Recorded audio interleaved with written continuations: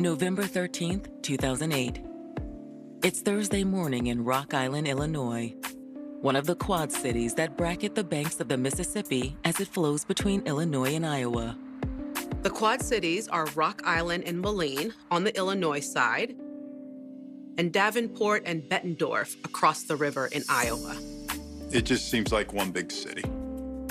Population-wise, we're probably at about 300,000. Yet it still retains that small-town Midwest feel. It's a good place to live, good place to raise a family. The Quad Cities, to me, is just real quiet. But the mist has barely burned off the river that quiet morning when Diamond Young gets an unexpected call at 7:15. I answered the phone. Hello? And it was my niece's voice. Diamond, Grandma's not here. What do you mean she's in there? I woke up and she was gone. The little girl lives with Diamond's mother, 50-year-old Robin Young. Is Papa there? Papa is what the little girl calls her grandmother's boyfriend, 59-year-old Chuck Harris. She was calling me from Chuck's number. Robin's granddaughter said that Charles had come early to pick her up and take her to school. He would do that occasionally. He had a very good relationship with the granddaughter. With Chuck there, Robin's daughter breathes a sigh of relief. I'm like, maybe she got called into work, and she called Chuck and had Chuck come over. Robin was a certified nursing assistant, so she sometimes got called in on short notice. I'll call Grandma at work and see what's going on. Papa can take you to school. But even after Diamond reassures her niece that everything is okay, there's a nagging worry at the back of her mind. Robin had some difficulties earlier in life that she was working through. She had a rough past, right, with drugs? I had saw her relapse quite a few times. Mama, where are you? The biggest fear when a loved one relapses is that it could be the last time. Call me when you get this. Chicago native Robin Young was known for her loving, outgoing personality. She was a lot of fun to be around. My mom was real spunky. I used to call her a firecracker. And she shared an especially close bond with her two children. I was the second child. I have an older brother. They had a great relationship. She was a good mom. The bond between Robin and her children's father wasn't as lasting, though. They separated when I was 16. Me and my brother watched them try to make it work, but after a while, it just became too much for everybody. In the aftermath, Robin's life imploded. To deal with the pain, she turned to drugs. She definitely tried to hide it and tried to keep it together as much as she could, but we knew something was going on. Things got even worse when Robin met a man named Omar Weeks. There was already some drug history before them, but they just weren't good for each other. Omar got Robin hooked on crack cocaine.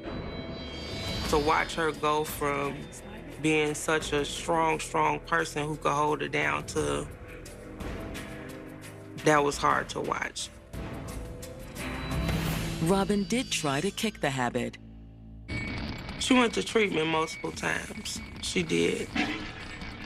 Usually, she'd go into rehab whenever Omar was in jail. She would get herself together. And then when he would get out, she would like relapse. It's lighted.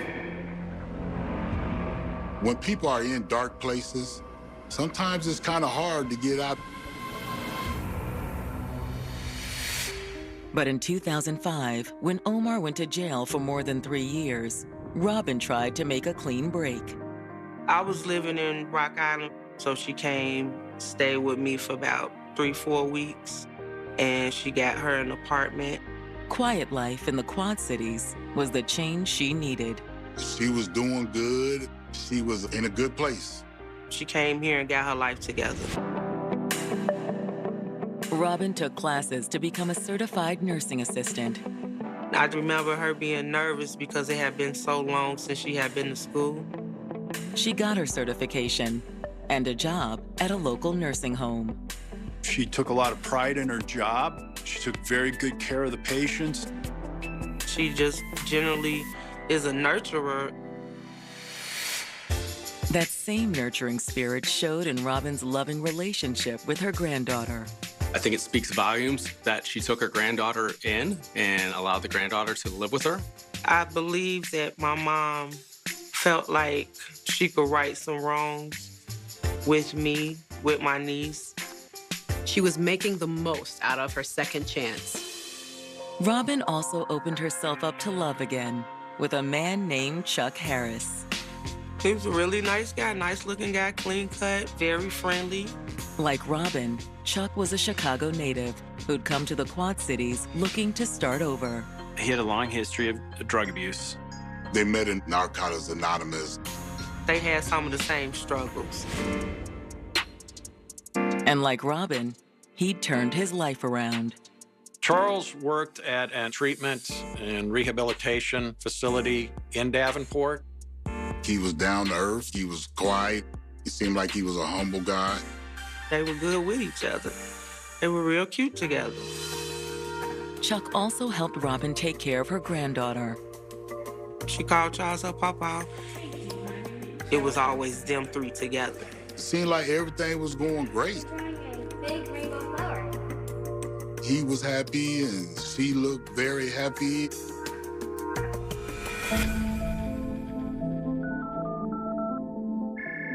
So when her niece calls early on the morning of November 13th, Grandma's not here. Robin's daughter Diamond isn't initially alarmed. Papa can take you to school. I'll find out where Grandma is. Okay. Gets off the phone with Diamond. Charles takes her to school. Diamond figured that her mom had just gotten called into work early and slipped out before her granddaughter woke up. When I got off the phone with her, I kind of laid back down because, again, it was early in the morning. But Diamond quickly gets up again, now racked with worry. What she said registered to me like my mom wasn't there all night. Robin just would not leave that child alone overnight. Mom!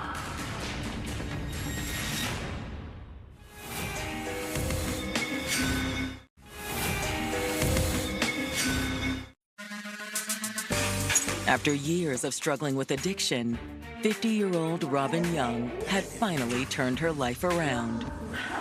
She started over, just feet hitting the pavement. She just took off.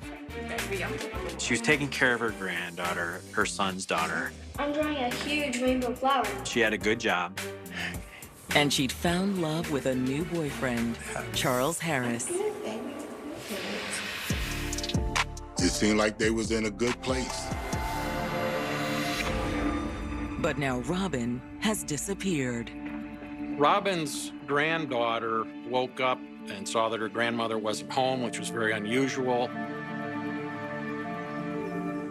While Robin's boyfriend Chuck takes the 10-year-old to school, Diamond desperately tries to reach her mother.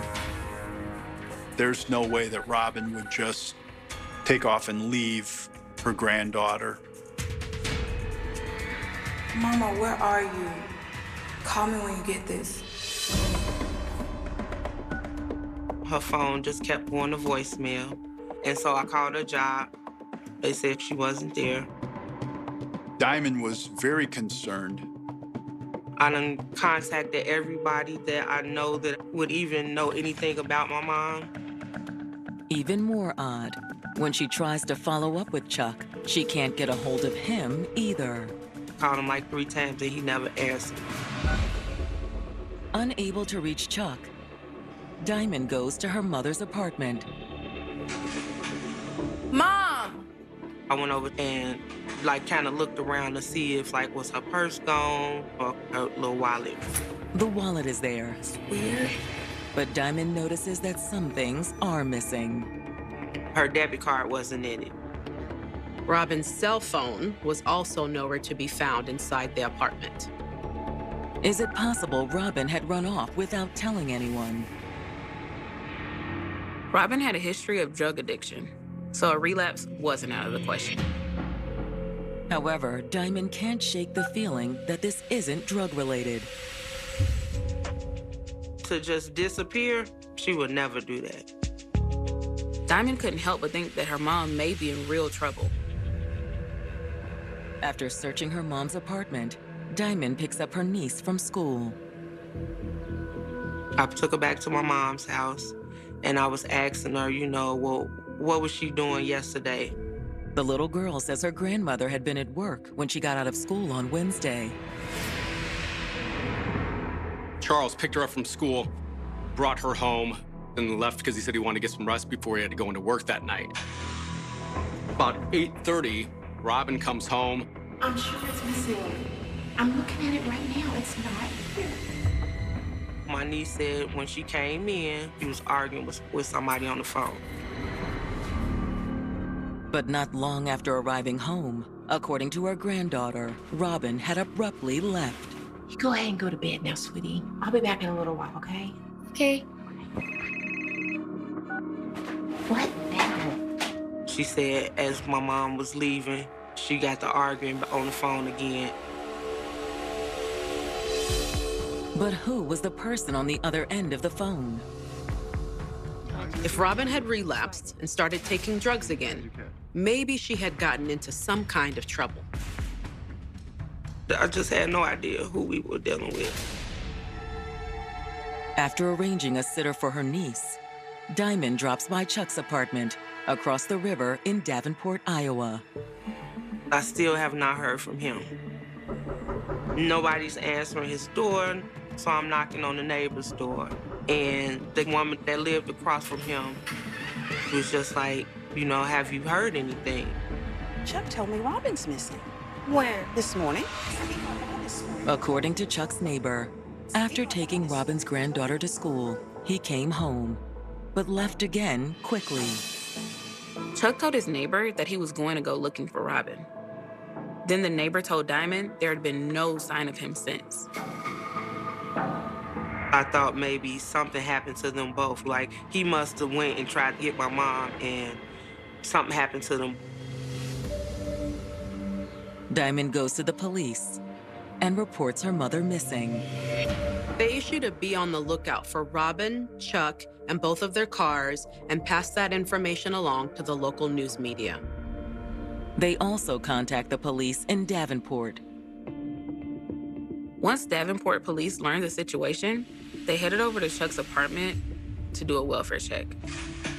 The search reveals no clues about Robin or Chuck's disappearance. There was also no obvious indication of a struggle inside Charles's house.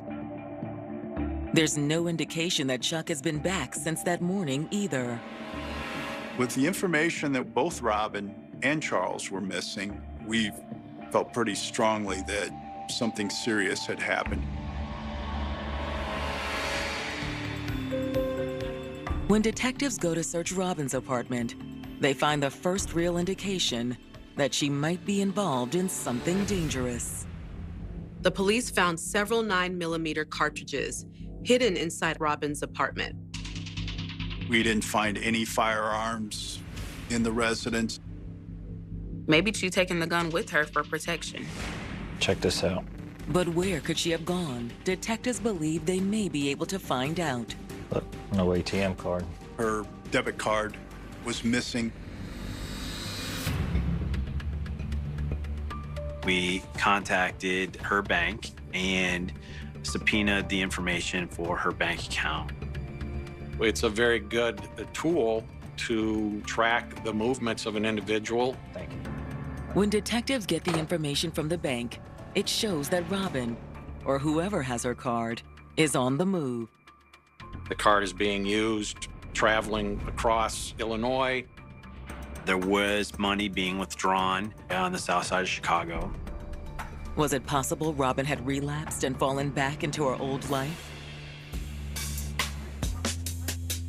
She loves Chicago, that's where she grew up. It's also where Robin's old boyfriend, Omar Weeks, lived. Maybe he had gotten out of jail and lured her back into her old life. Or was the trail to Chicago a dead end? While waiting on more information from Robin's bank, a man calls the Davenport police with another lead.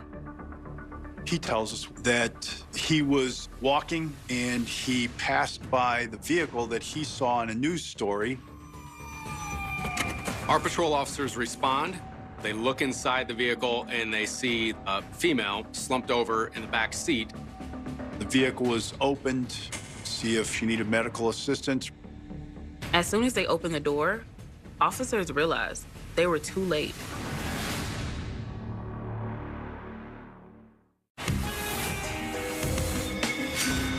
According to the National Institutes of Health, more than half of the 5 million American drug users who receive addiction treatment are likely to relapse or overdose later. Overdose deaths are also on the rise in the U.S. In 2020, more than 93,000 drug users died of an overdose, up 30% from the previous year. 5 days after Robin Young disappeared, detectives in Davenport, Iowa believe they found the 50-year-old nursing assistant's body. An unnamed person watched the news earlier that night, sees the vehicle, and calls 911 to report the vehicle. In the back seat of the car, laying face down behind the front passenger seat, was a body. Detectives are fairly confident that the dead woman is Robin. The body was in her vehicle, the clothing matched. But despite the demons in her past, detectives quickly realize Robin's death was no overdose. They see a small puddle of blood underneath her head. She'd been struck in the head several times. But detectives doubt that she had been killed in the car. We observed she had a little bit of dust on her back. Whoever put her there dragged her body for a while and then placed her in the vehicle. Hoping to locate a witness, detectives fan out and start knocking on doors. It's an older, established neighborhood, so people noticed that this car was sitting there. Detectives are still talking to neighbors when Robin's daughter Diamond gets word that her mother may have been found. My friend called me and said that she just read a story online that said they found the woman's body in the car. And so I called 911. And the woman said, "Miss Young, I'm so sorry nobody has come to tell you yet." And I lost it. Like everything in me just came out. I couldn't believe she was gone. Once her daughter makes a positive identification, the medical examiner conducts an autopsy and confirms that Robin's death was a homicide. Robin died of blunt force injuries to the head. She had some defensive wounds on her hands and arms. In addition, the toxicology results find no evidence that Robin was on drugs when she died. The only thing she had in her system was caffeine. Despite fears that she'd relapsed, Robin had remained committed to her recovery.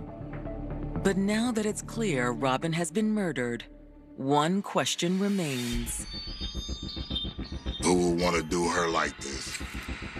There was no sign at the crime scene of Chuck Harris, Robin's boyfriend, who also disappeared shortly after she did. Nobody knows where Chuck is. Robin's daughter worried that Chuck may have gone looking for her mother and met the same horrible fate. Detectives get a warrant and return to the apartment where Robin's boyfriend lives to conduct a second, more thorough search. During that first search, they were looking strictly for the person, and that's it. In a search warrant, you're looking for evidence of a crime, and that could be anything, from the smallest item to looking for an actual murder weapon. This time, detectives do find a small amount of blood. We located some blood on the bathroom floor. The blood was collected and sent to the state lab. But is the blood Robin's or Chuck's? As much as Chuck cared about my mom, he would be trying to figure out what's going on. So I'm even thinking like maybe they got him too. One thing is certain though. After running Robin's ex-boyfriend Omar Weeks' name through the database, detectives know he isn't her killer. Diamond had mentioned Omar and his trouble with the law when she reported her mother and Chuck missing. It turned out Omar was actually still in prison at the time of Robin's murder. With Omar ruled out and still no sign of Chuck, detectives reach out to his coworkers at the rehab center. Detectives wanted to find out if anyone at work had seen or heard from him since he and Robin disappeared. Chuck's manager tells detectives they've been worried because he hasn't been in over the last several days. He built a good rapport with the clients, and he had a good rapport with all the staff members there. According to one coworker, Chuck had an especially good rapport with one staff member, a young woman named Katrina Lawrence. We were told that they had a father-daughter relationship, that she looked up towards him and he kind of looked after her. Although she also says she sensed that there may have been more to the relationship. I mean, it just doesn't look right to me. What do you mean? She thought Chuck and Katrina were having an affair. Where she'd be hanging on them and flirting.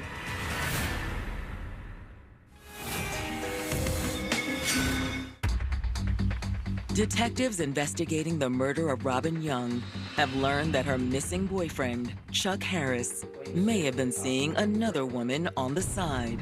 He was very close with the woman he worked with at the rehab center. It just doesn't look right to me. One of their co-workers even suspected that he and the woman had a sexual relationship. But when detectives bring 23-year-old Katrina Lawrence in for questioning, she denies there's any sort of romantic relationship. Seems like you were pretty close. Who told you that? We're just friends. That's all. So where were you last Wednesday night? I was at work. Katrina tells detectives she works third shift at the rehab center. It's a place where people with drug and alcohol problems go, and they need around-the-clock employees there. However, an alibi isn't all that Katrina offers them. Chuck was supposed to work too, but he never showed. He called into work and said he was sick. And when we found out that he had called in sick that night, it immediately raised some red flags to us. On the evening Robin disappeared, Chuck had told her granddaughter that he was going into work. So when's the last time you heard from Chuck? The next morning, I saw him at the school. Her children go to the same school that Robin's granddaughter goes to. So as she's taking her children to school, she sees Charles dropping off Robin's granddaughter. He say anything to you? Not much. He was still sick. He tells her that he's gonna go back home and go to bed. But detectives wonder if he'd really been sick at all. Arguably something had happened that changed his plans.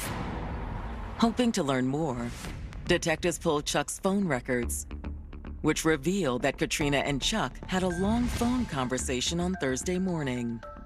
The phone call was right around 15 minutes. Katrina hadn't said anything to detectives about the phone call when they interviewed her. However, Chuck's phone records also reveal that Chuck made 2 separate phone calls to Robin on Wednesday night, one at around 8:30 and another about an hour later. Those calls coincided with Robin's granddaughter hearing her argue with someone over the phone. Chuck's phone records don't offer detectives any clues as to his whereabouts, however. There hadn't been any activity on Chuck's phone since Thursday, the day after Robin disappeared. However, the phone records do reveal that Robin and Katrina weren't the only people he'd been in contact with before going silent. He'd also called a woman named Marilyn Black. Charles had talked to Marilyn on the 13th in the early morning. Detectives believe that Robin's murder happened sometime late on Wednesday, the 12th. Telephone records linked Marilyn with Charles after Robin's death. So we brought her down to the police department. Well, what exactly is your relationship with Charles? I guess you can say we hung out. When we sat down with Marilyn, she was very evasive. But when detectives press, Marilyn eventually admits that her relationship with Chuck was physical. Marilyn knew that Charles was with Robin as well. She considered herself kind of a side girlfriend of his. He would call her, and they would get together and meet. She says she hasn't talked to Chuck in a couple of weeks. She denies any phone calls between the two of them on the 12th and the 13th. Detective Noonan shows her, hey, we have the phone records. We know how many times he called you. Okay, he called me. So what? What did you talk about? I don't remember exactly. You could tell that she was trying to protect Charles in some way. The detectives keep pushing. She lied and denied it for quite some time. And then finally, what we were able to get from her was that he came over to her residence about 2 or 3 o'clock in the morning on the 13th. He gave her $20, said, this will be the last time you see me. Did he say why? She admitted he told her that he and Robin had been arguing, and he told her that something went very wrong.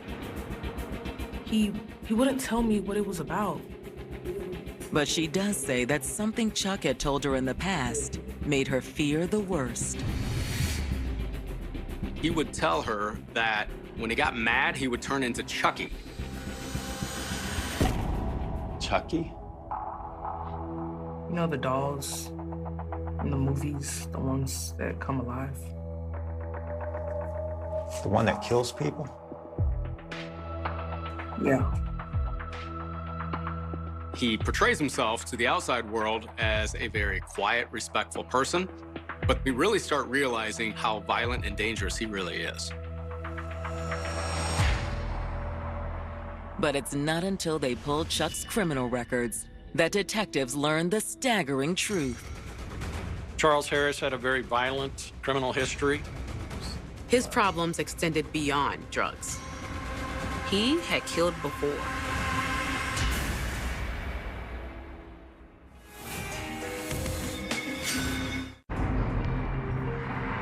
Detectives in Davenport, Iowa have just discovered that Charles Harris, the boyfriend of murder victim Robin Young, has a long criminal record. In 1986, Chicago police had charged Chuck with killing his girlfriend.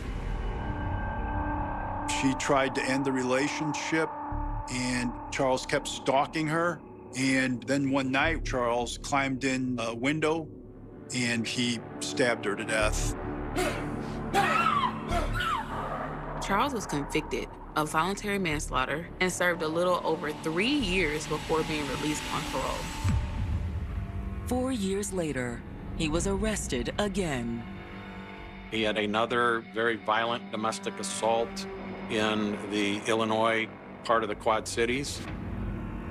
1994, he's married. His wife wants a divorce. She gets a protective order. He continually violates the protective order. And then one night, he comes in and he severely beats her. She spent some time in the hospital. It was bad enough that I think if somebody hadn't got her, she probably would have died. He's charged with attempted murder. He's convicted. He gets a 16-year sentence on that charge. Released after 10 years, Chuck was soon in trouble again. In 2005, he is dating another woman. That relationship goes badly. He breaks her arm. He had a very, very violent history, particularly when it came to women. With every relationship that he had, where the girlfriend wants to break it off, and as soon as that happens, Charles reacts violently. But while detectives believe Robin may be the latest victim of Chuck's violence, they don't have a clear picture of what unfolded until a woman named Charlene Tate comes forward. Charlene's a mutual friend of Robin and Charles. You said you have some information for us. What kind of information? It's just some things that Robin had said to me. She was worried about Chuck. Robin told Charlene that Charles was becoming very possessive, very jealous. He kept asking her questions about money. wanting to know how much money she had. My mom was constantly getting raises at work. She was such a good worker. So at one point, she was making more money than him. According to Charlene, Robin was also afraid Chuck had started using drugs again.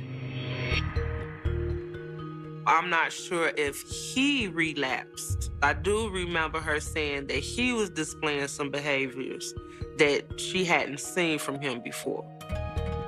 She was starting to see what Charles was and what he was about, and she realized, hey, I'm a stronger woman now. I don't need this guy. She'd worked so hard. The last thing she needed was Chuck dragging her down. Robin told Charlene that she was going to end the relationship. Did she tell you what she was planning to do?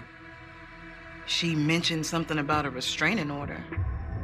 Any woman that talks about getting a restraining order isn't just because of verbal argument, it's because of something physical.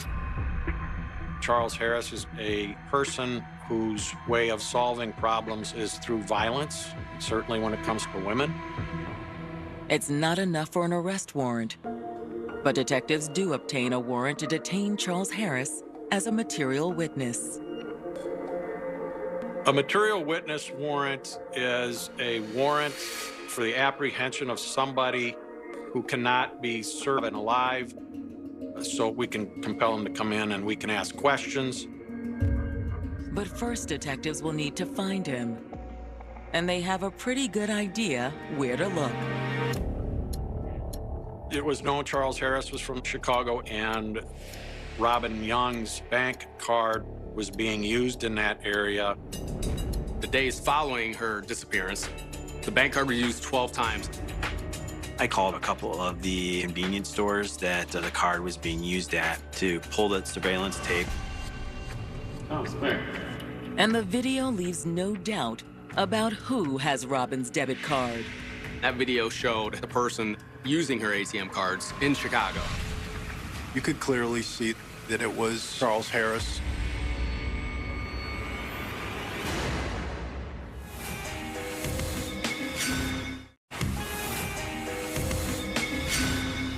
I needed my mom. I knew I needed her, but when she passed away, that just took everything.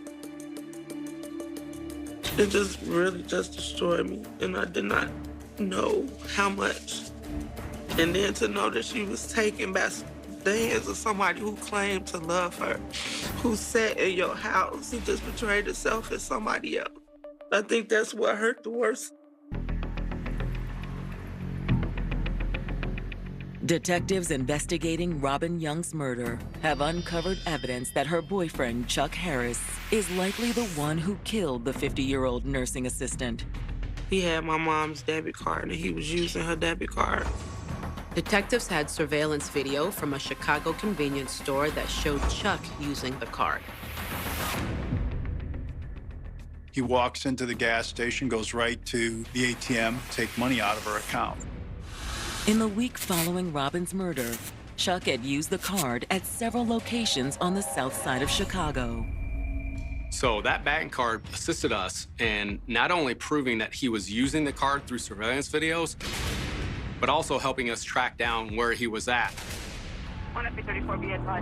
3 weeks after the murder, Chicago police track him down.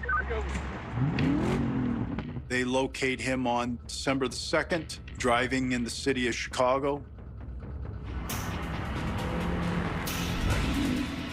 Vehicle takes off, leads him on a pursuit.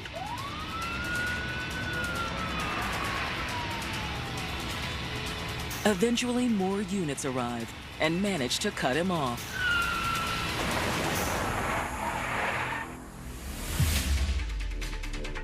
He abandons the car and leads him on a foot chase. Charles takes off running. That's when his luck truly ran out.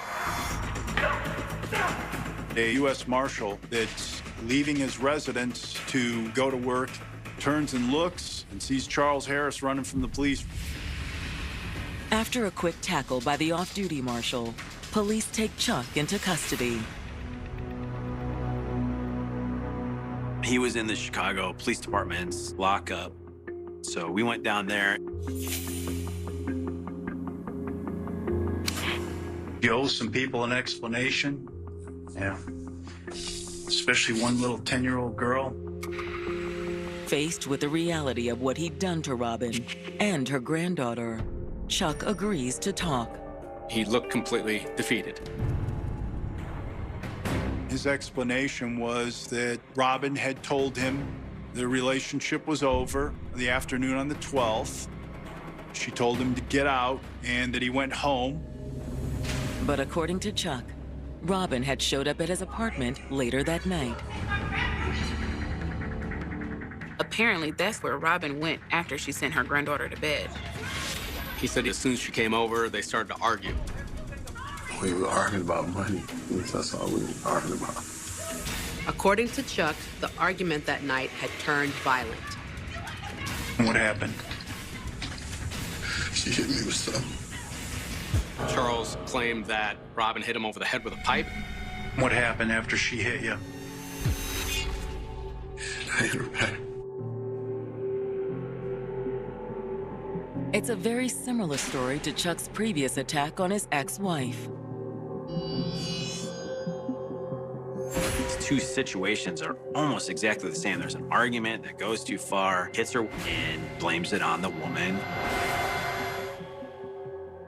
But no matter how much he spins the story, detectives consider it a confession.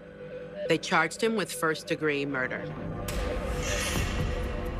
I believe he couldn't handle the fact that Robin was breaking up with him. It's not here. So he decided to lure Robin to his apartment. I think what happened was when she tells him we're done, Charles takes her debit card. It's not here. That was his way of setting the trap. She demands it back. He says, I'm going to give it to you, but you got to come over here and get it. Okay, I'm coming. She hangs up the phone and tells her granddaughter, I'll be right back. Bye, Grandma. Bye, I love you. But she'd never come back from Chuck's apartment.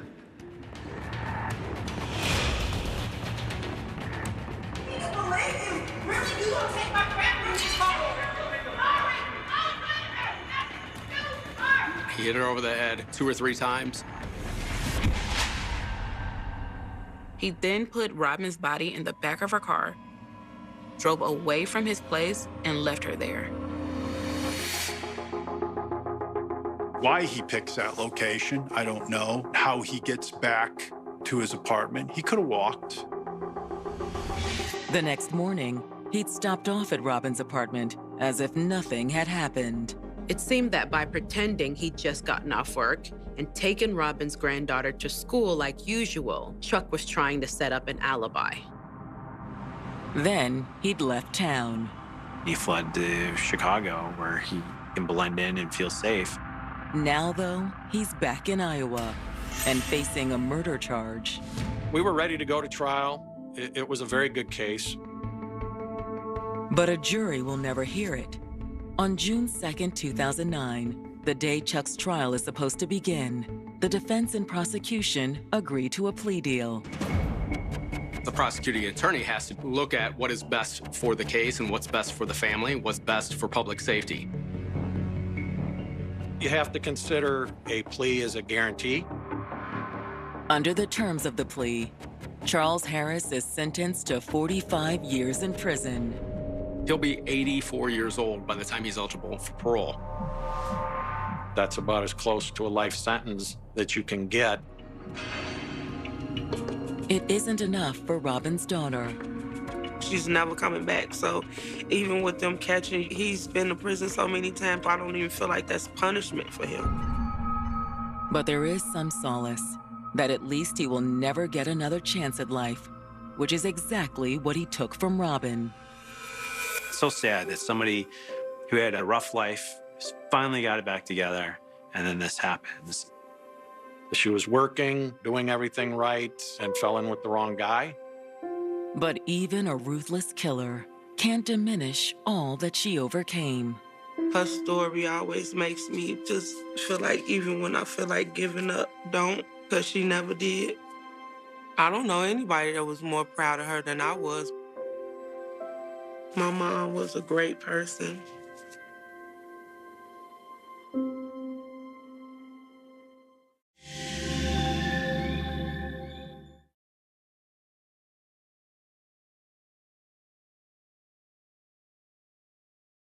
This is a shadow that has hung over the damp, winding streets of London for 3 long decades.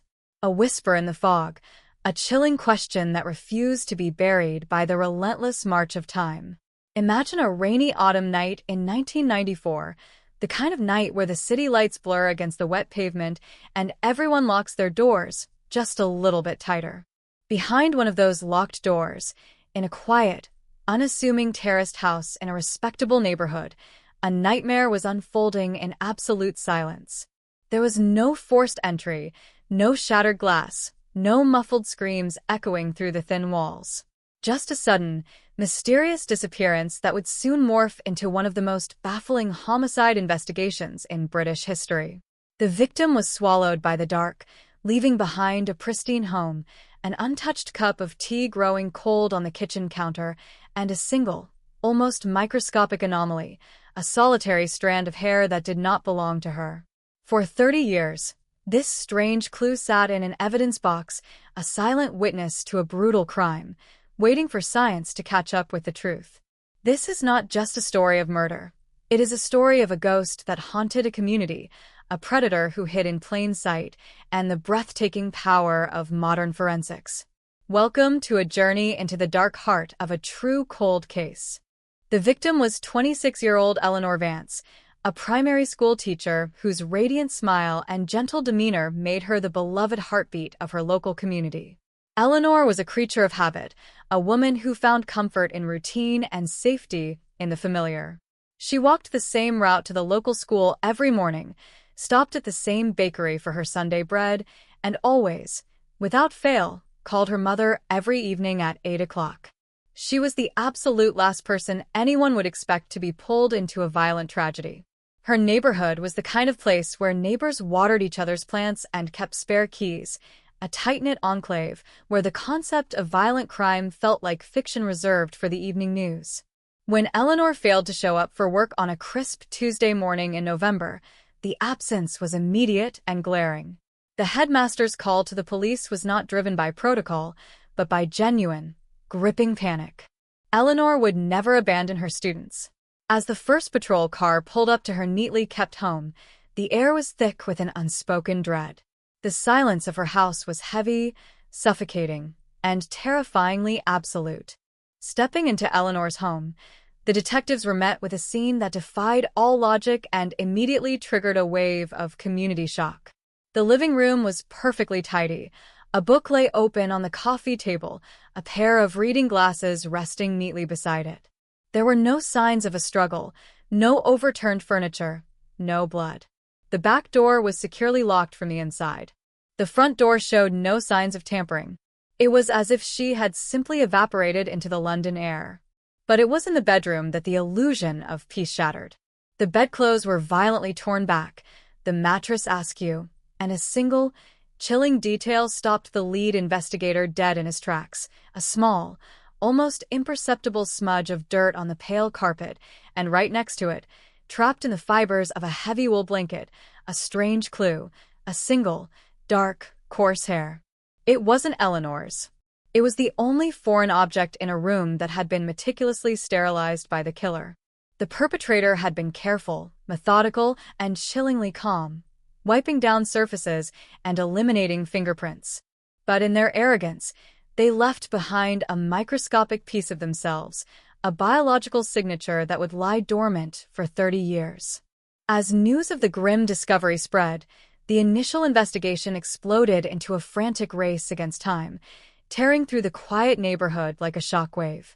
Detectives canvassed every house, knocked on every door, and interrogated every passing delivery driver. They were looking for a phantom, a stranger who had slipped into the night. And right there, amidst the chaos, standing on his porch with a mug of hot coffee for the freezing officers, was Arthur Pendleton. Arthur, the 50-year-old neighbor who lived directly across the street. Arthur, the mild-mannered accountant who had helped Eleanor fix her garden gate just a week prior. He was the picture of civic duty, answering hours of police questions, weeping openly for the cameras, and organizing neighborhood watch patrols to find the monster who had taken their beloved teacher. He was cooperative, overly helpful, and entirely invisible to the detectives' suspicions. After all, he had a rock-solid alibi. He had been home alone, watching television, a fact corroborated by the undisturbed peace of his own home. He was a friend, a mentor, a grieving neighbor. He was also a master of deception. Despite the relentless efforts of the Metropolitan Police, the investigation quickly slammed into a devastating deadlock. The single hair found at the scene was sent to the lab, but in 1994, DNA profiling was in its infancy. The technology was crude, requiring large samples of biological material to yield any actionable results. The solitary hair, lacking a substantial root, was deemed insufficient for the tests of the era. It was a heartbreaking blow. The detectives chased down every lead, followed every whisper, and exhausted every resource, but the trail had grown terrifyingly cold. The suspect list, once thick with names of ex-boyfriends, local drifters, and delivery men, slowly withered away to nothing. The phantom killer remained a phantom. The lack of answers bred paranoia. The tight-knit community fractured under the weight of suspicion. People stopped walking alone at night. Neighbors looked at each other with quiet, fearful eyes. The realization that a killer walked among them, undetected and unpunished, injected a permanent chill into the marrow of the neighborhood.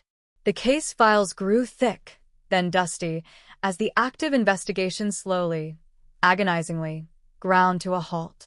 Years bled into decades, and the tragedy of Eleanor Vance officially became a notorious cold case. The media moved on to fresher horrors. The detectives who originally worked the scene retired, and the neighborhood physically changed, yet the psychological scars remained. A new generation of residents moved in, unaware of the darkness that had stained their street, but the old-timers never forgot. They still locked their doors twice. They still looked over their shoulders. In the basement of Scotland Yard, Box 412, the evidence box containing Eleanor's life and death, sat on a metal shelf, entombed in silence. Inside it lay the reports, the photographs of her perfectly made living room, and a small, sealed plastic envelope containing that single, coarse hair. For almost 30 years, it seemed that the killer had won. He had committed the perfect crime, outsmarting the system, outliving the outrage, and escaping into the comfortable anonymity of everyday life. He had aged, his hair turning gray, his step growing slower, his dark secret safely locked away in the recesses of his mind. But time is a double-edged sword, and while it faded the memories of the public, it silently sharpened the tools of justice. By the year 2024, forensic science had undergone a revolutionary transformation. The crude DNA testing of the 90s had evolved into a microscopic marvel. Genetic genealogy, advanced mitochondrial DNA sequencing, and touch DNA analysis had turned the impossible into the routine. A newly formed cold case task force, a unit dedicated to breathing life into forgotten files, pulled Box 412 from the archives. They weren't looking for a confession. They were looking for a scientific miracle. The investigators carefully extracted the sealed envelope, the plastic yellowed with age, and sent the 30-year-old hair to a state-of-the-art laboratory. The question hanging in the air was desperate. Was there enough genetic material left? Had the passage of time degraded the only piece of truth they had? The lab technicians employed cutting-edge techniques, extracting a microscopic, fragmentary DNA profile from the very shaft of the hair, a feat deemed science fiction back in 1994. The tension in the cold case squad room was palpable as the digital sequence was uploaded into the National Forensic Database. This was the moment of truth, the climax of 30 years of waiting. The algorithm churned through millions of profiles, searching for a ghost in the machine.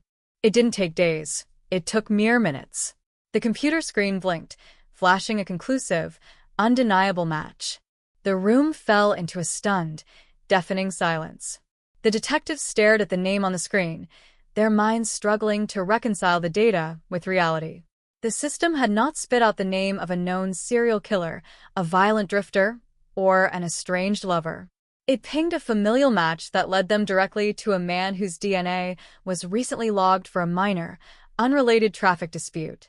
The name on the file was Arthur Pendleton, the helpful neighbor, the man who had poured coffee for the freezing police, the man who had wept on national television. The killer had never fled into the night. He had merely walked across the street, locked his door, and watched the chaos from his living room window. The realization sent a fresh wave of community shock rippling through the task force. It was a betrayal of the highest order. The very man who had comforted Eleanor's grieving mother, the man who had organized the neighborhood watch, was the predator who had snatched her away. The meticulous planning of the arrest was executed with breathless precision. Detectives did not want to alert him. They wanted to look into his eyes when the 30-year masquerade finally shattered. On a quiet Thursday morning, under the gray London sky, 3 unmarked cars pulled up to the familiar house across from Eleanor's old home. The street looked the same, but everything had changed. The officers walked up the same pathway Arthur had walked down decades ago to offer his fake condolences. When the heavy knock echoed against the wood, the door slowly creaked open. There stood Arthur Pendleton, now an 80-year-old man, frail and unassuming. But as the lead detective stated his name and read him his rights, referencing a murder from 1994, the facade instantly crumbled.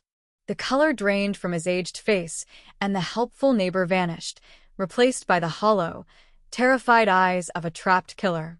The arrest of Arthur Pendleton broke the news cycle like a thunderclap. London 1994 cold case solved. DNA evidence unmasks neighbor screamed the headlines, dominating broadcasts and digital feeds across the globe. The revelation that the killer had lived peacefully in their midst for 3 decades ignited a profound, visceral horror among the public. It destroyed the comforting illusion that monsters hide in dark alleys. Sometimes, they mow their lawns in the daylight and smile at you over the garden fence. The trial was swift, the forensic evidence unassailable. The single hair, once dismissed as useless, became the undeniable anchor of his conviction. As the guilty verdict was read, there was no dramatic outburst from Arthur, only a pathetic, silent resignation. He was finally stripped of his freedom, his lies, and his anonymity. Justice, though agonizingly delayed, had arrived with cold, scientific certainty, slamming the cell door shut on a life built entirely on a grotesque deception. Yet, as the prison gates locked and the media vans finally rolled away, a complex silence returned to that quiet London street. The case was closed, the file was stamped solved, but the emotional climax of the story lingered in the hearts of those left behind. For the family of Eleanor Vance, the truth brought a bitter, agonizing closure, a relief entirely entangled with the sickening reality of who had taken her. The neighborhood, forever changed, was left to grapple with the haunting memories. They realized that for 30 years, they had lived alongside a ghost, sharing pleasantries with a man whose hands were stained with the blood of their beloved teacher. The story of the London cold case stands as a powerful, terrifying testament. Time may bury the victims, it may hide the killers, but the truth, no matter how small or seemingly insignificant, possesses an incredible, unyielding patience. It waits in the dark, hidden in a single strand of hair, ready to whisper its secrets when the world is finally ready to listen. The 1994 investigation was a masterclass in frustration, a frantic scramble through a labyrinth of shadows where every lead evaporated like the morning mist over the Thames. The police had cordoned off the street within hours of Eleanor's reported absence, and the initial energy was electric, fueled by a desperate hope that she was still alive, perhaps held captive in a nearby cellar or lost in a state of shock. But as the sun dipped behind the jagged London skyline on that third day, the atmosphere shifted from frantic rescue to a grim, methodical recovery operation. Detectives moved through the neighborhood like a fine-toothed comb, peeling back the layers of a community that prided itself on its privacy. They interviewed the postman, the milkman, and the local shopkeepers, searching for a crack in the mundane facade of suburban life. Yet, every witness gave the same hauntingly consistent report. The neighborhood had been silent. No screams, no screeching tires, No suspicious figures lurking in the shadows. It was as if a silent predator had mastered the art of invisibility, striking with a surgical precision that left the veteran investigators chilled to the bone. In the midst of this growing community shock, the focus turned inward, toward the very people who shared Eleanor's fences and footpaths. The police log from those first weeks is a catalog of shattered trust. They looked at the local handyman with a checkered past, the ex-boyfriend who had moved to the countryside, and the strange man who fed the pigeons in the park. But every time a name rose to the top of the suspect list, it was crossed off with a frustrating finality. Alibis were checked and rechecked. Forensic sweeps of vehicles came back empty, and the mysterious disappearance began to feel less like a crime and more like a supernatural occurrence. The investigators were drowning in a sea of nothing. No fingerprints on the windowsills, no DNA under the victim's fingernails because there was no victim to be found. Only that strange clue, that single, dark hair found in the bedroom, which the labs of the 90s simply couldn't unlock. It sat in a glass vial, a mocking reminder of the limits of human knowledge. As the months turned into a year, the deadlock became a suffocating reality for the Vance family. The media spotlight, once blindingly bright, began to flicker and fade, moving on to the next sensational tragedy, the next cold case in the making. Eleanor's mother, Sarah, became a haunting fixture at the local police station, her eyes hollowed out by a grief that had no place to rest. She would sit in the lobby for hours, clutching a framed photograph of her daughter, waiting for a phone call that never came, for a detective to walk through the doors with a breakthrough that didn't exist.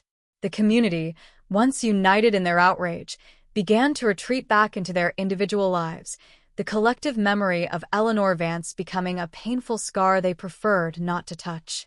The lingering shock didn't disappear. It just went underground, manifesting as extra locks on doors and a sudden, sharp suspicion of any stranger walking the sidewalk after dark. Behind the closed curtains of the house across the street, Arthur Pendleton watched it all with a terrifying, quiet satisfaction. To his peers, he was the grieving pillar, the man who brought soup to Sarah Vance and organized the annual candlelight vigil. He was the one who kept the mysterious disappearance in the local papers, ironically acting as the loudest voice calling for justice. This was his masterpiece, a life of total integration where the hunter lived among the herd, protected by the very sympathy he elicited. He would sit in his armchair, sipping tea, watching the police cars patrol the street, knowing that the only thing connecting him to the nightmare in the house opposite was a microscopic thread of protein currently gathering dust in a basement evidence locker. He played the long game, betting that the world would forget before science could remember. He didn't just escape the law, he lived a parallel life, a 30-year performance that was as seamless as it was sociopathic. The transition from a live crime to a historical mystery happened almost imperceptibly. The investigators who had first walked into Eleanor's bedroom moved on to other precincts or entered retirement, their notebooks filled with unanswered questions and a lingering sense of failure. The case file, once a thick, living document, was condensed into a series of summaries and archived in the unsolved wing of Scotland Yard. By the 10-year anniversary, the name Eleanor Vance was rarely spoken aloud except in hushed tones during neighborhood anniversaries. The world was changing, the internet was rising, DNA databases were being built, and the analog horrors of 1994 were being digitized. But in the silence of the archive, the evidence waited. The single hair remained, its cellular structure intact, its genetic code a silent scream for justice that would not be silenced by the passage of time. The predator thought he had won, but he had merely entered a 30-year countdown toward a reckoning he never saw coming. The year is 2024, and the world has undergone a digital metamorphosis, but inside the cold, fluorescent-lit corridors of Scotland Yard's Cold Case Task Force, the air remains thick with the scent of stagnant paper and the heavy, unresolved weight of 1,000 tragedies. For 30 long years, the file labeled Eleanor Vance had been a silent monument to failure, a tombstone tucked away in the deepest recesses of the basement archives. It was the kind of ghost story that veteran detectives whispered to new recruits, not just as a cautionary tale of a mysterious disappearance, but as a sobering lesson in the limitations of human intuition and the agonizing finality of an investigation that runs out of road. Detective Maya Brooks, a woman defined by her surgical precision and a refusal to believe in perfect crimes, pulls Box 412 from its resting place. She wasn't even born when the 1994 London cold case first gripped the nation, yet she feels the phantom pulse of the victim as she runs her gloved fingers over the yellowed cardboard.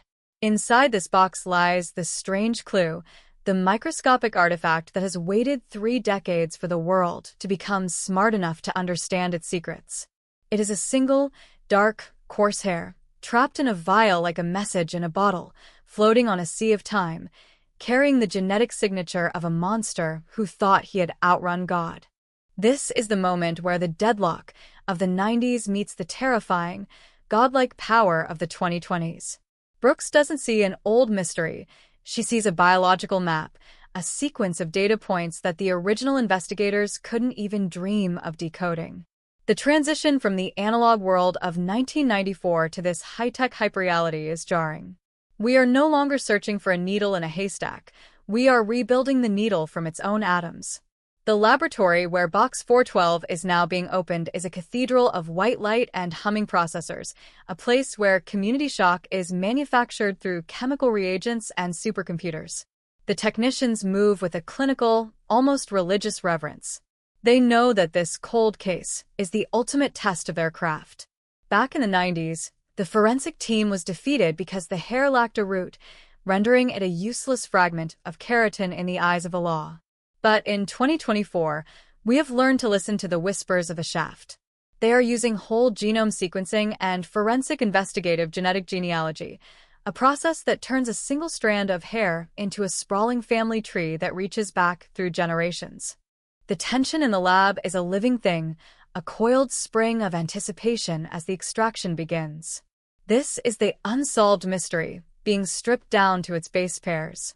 For 48 hours, the machines churn through the biological remnants of the crime, a silent, digital hunt that ignores the passage of years.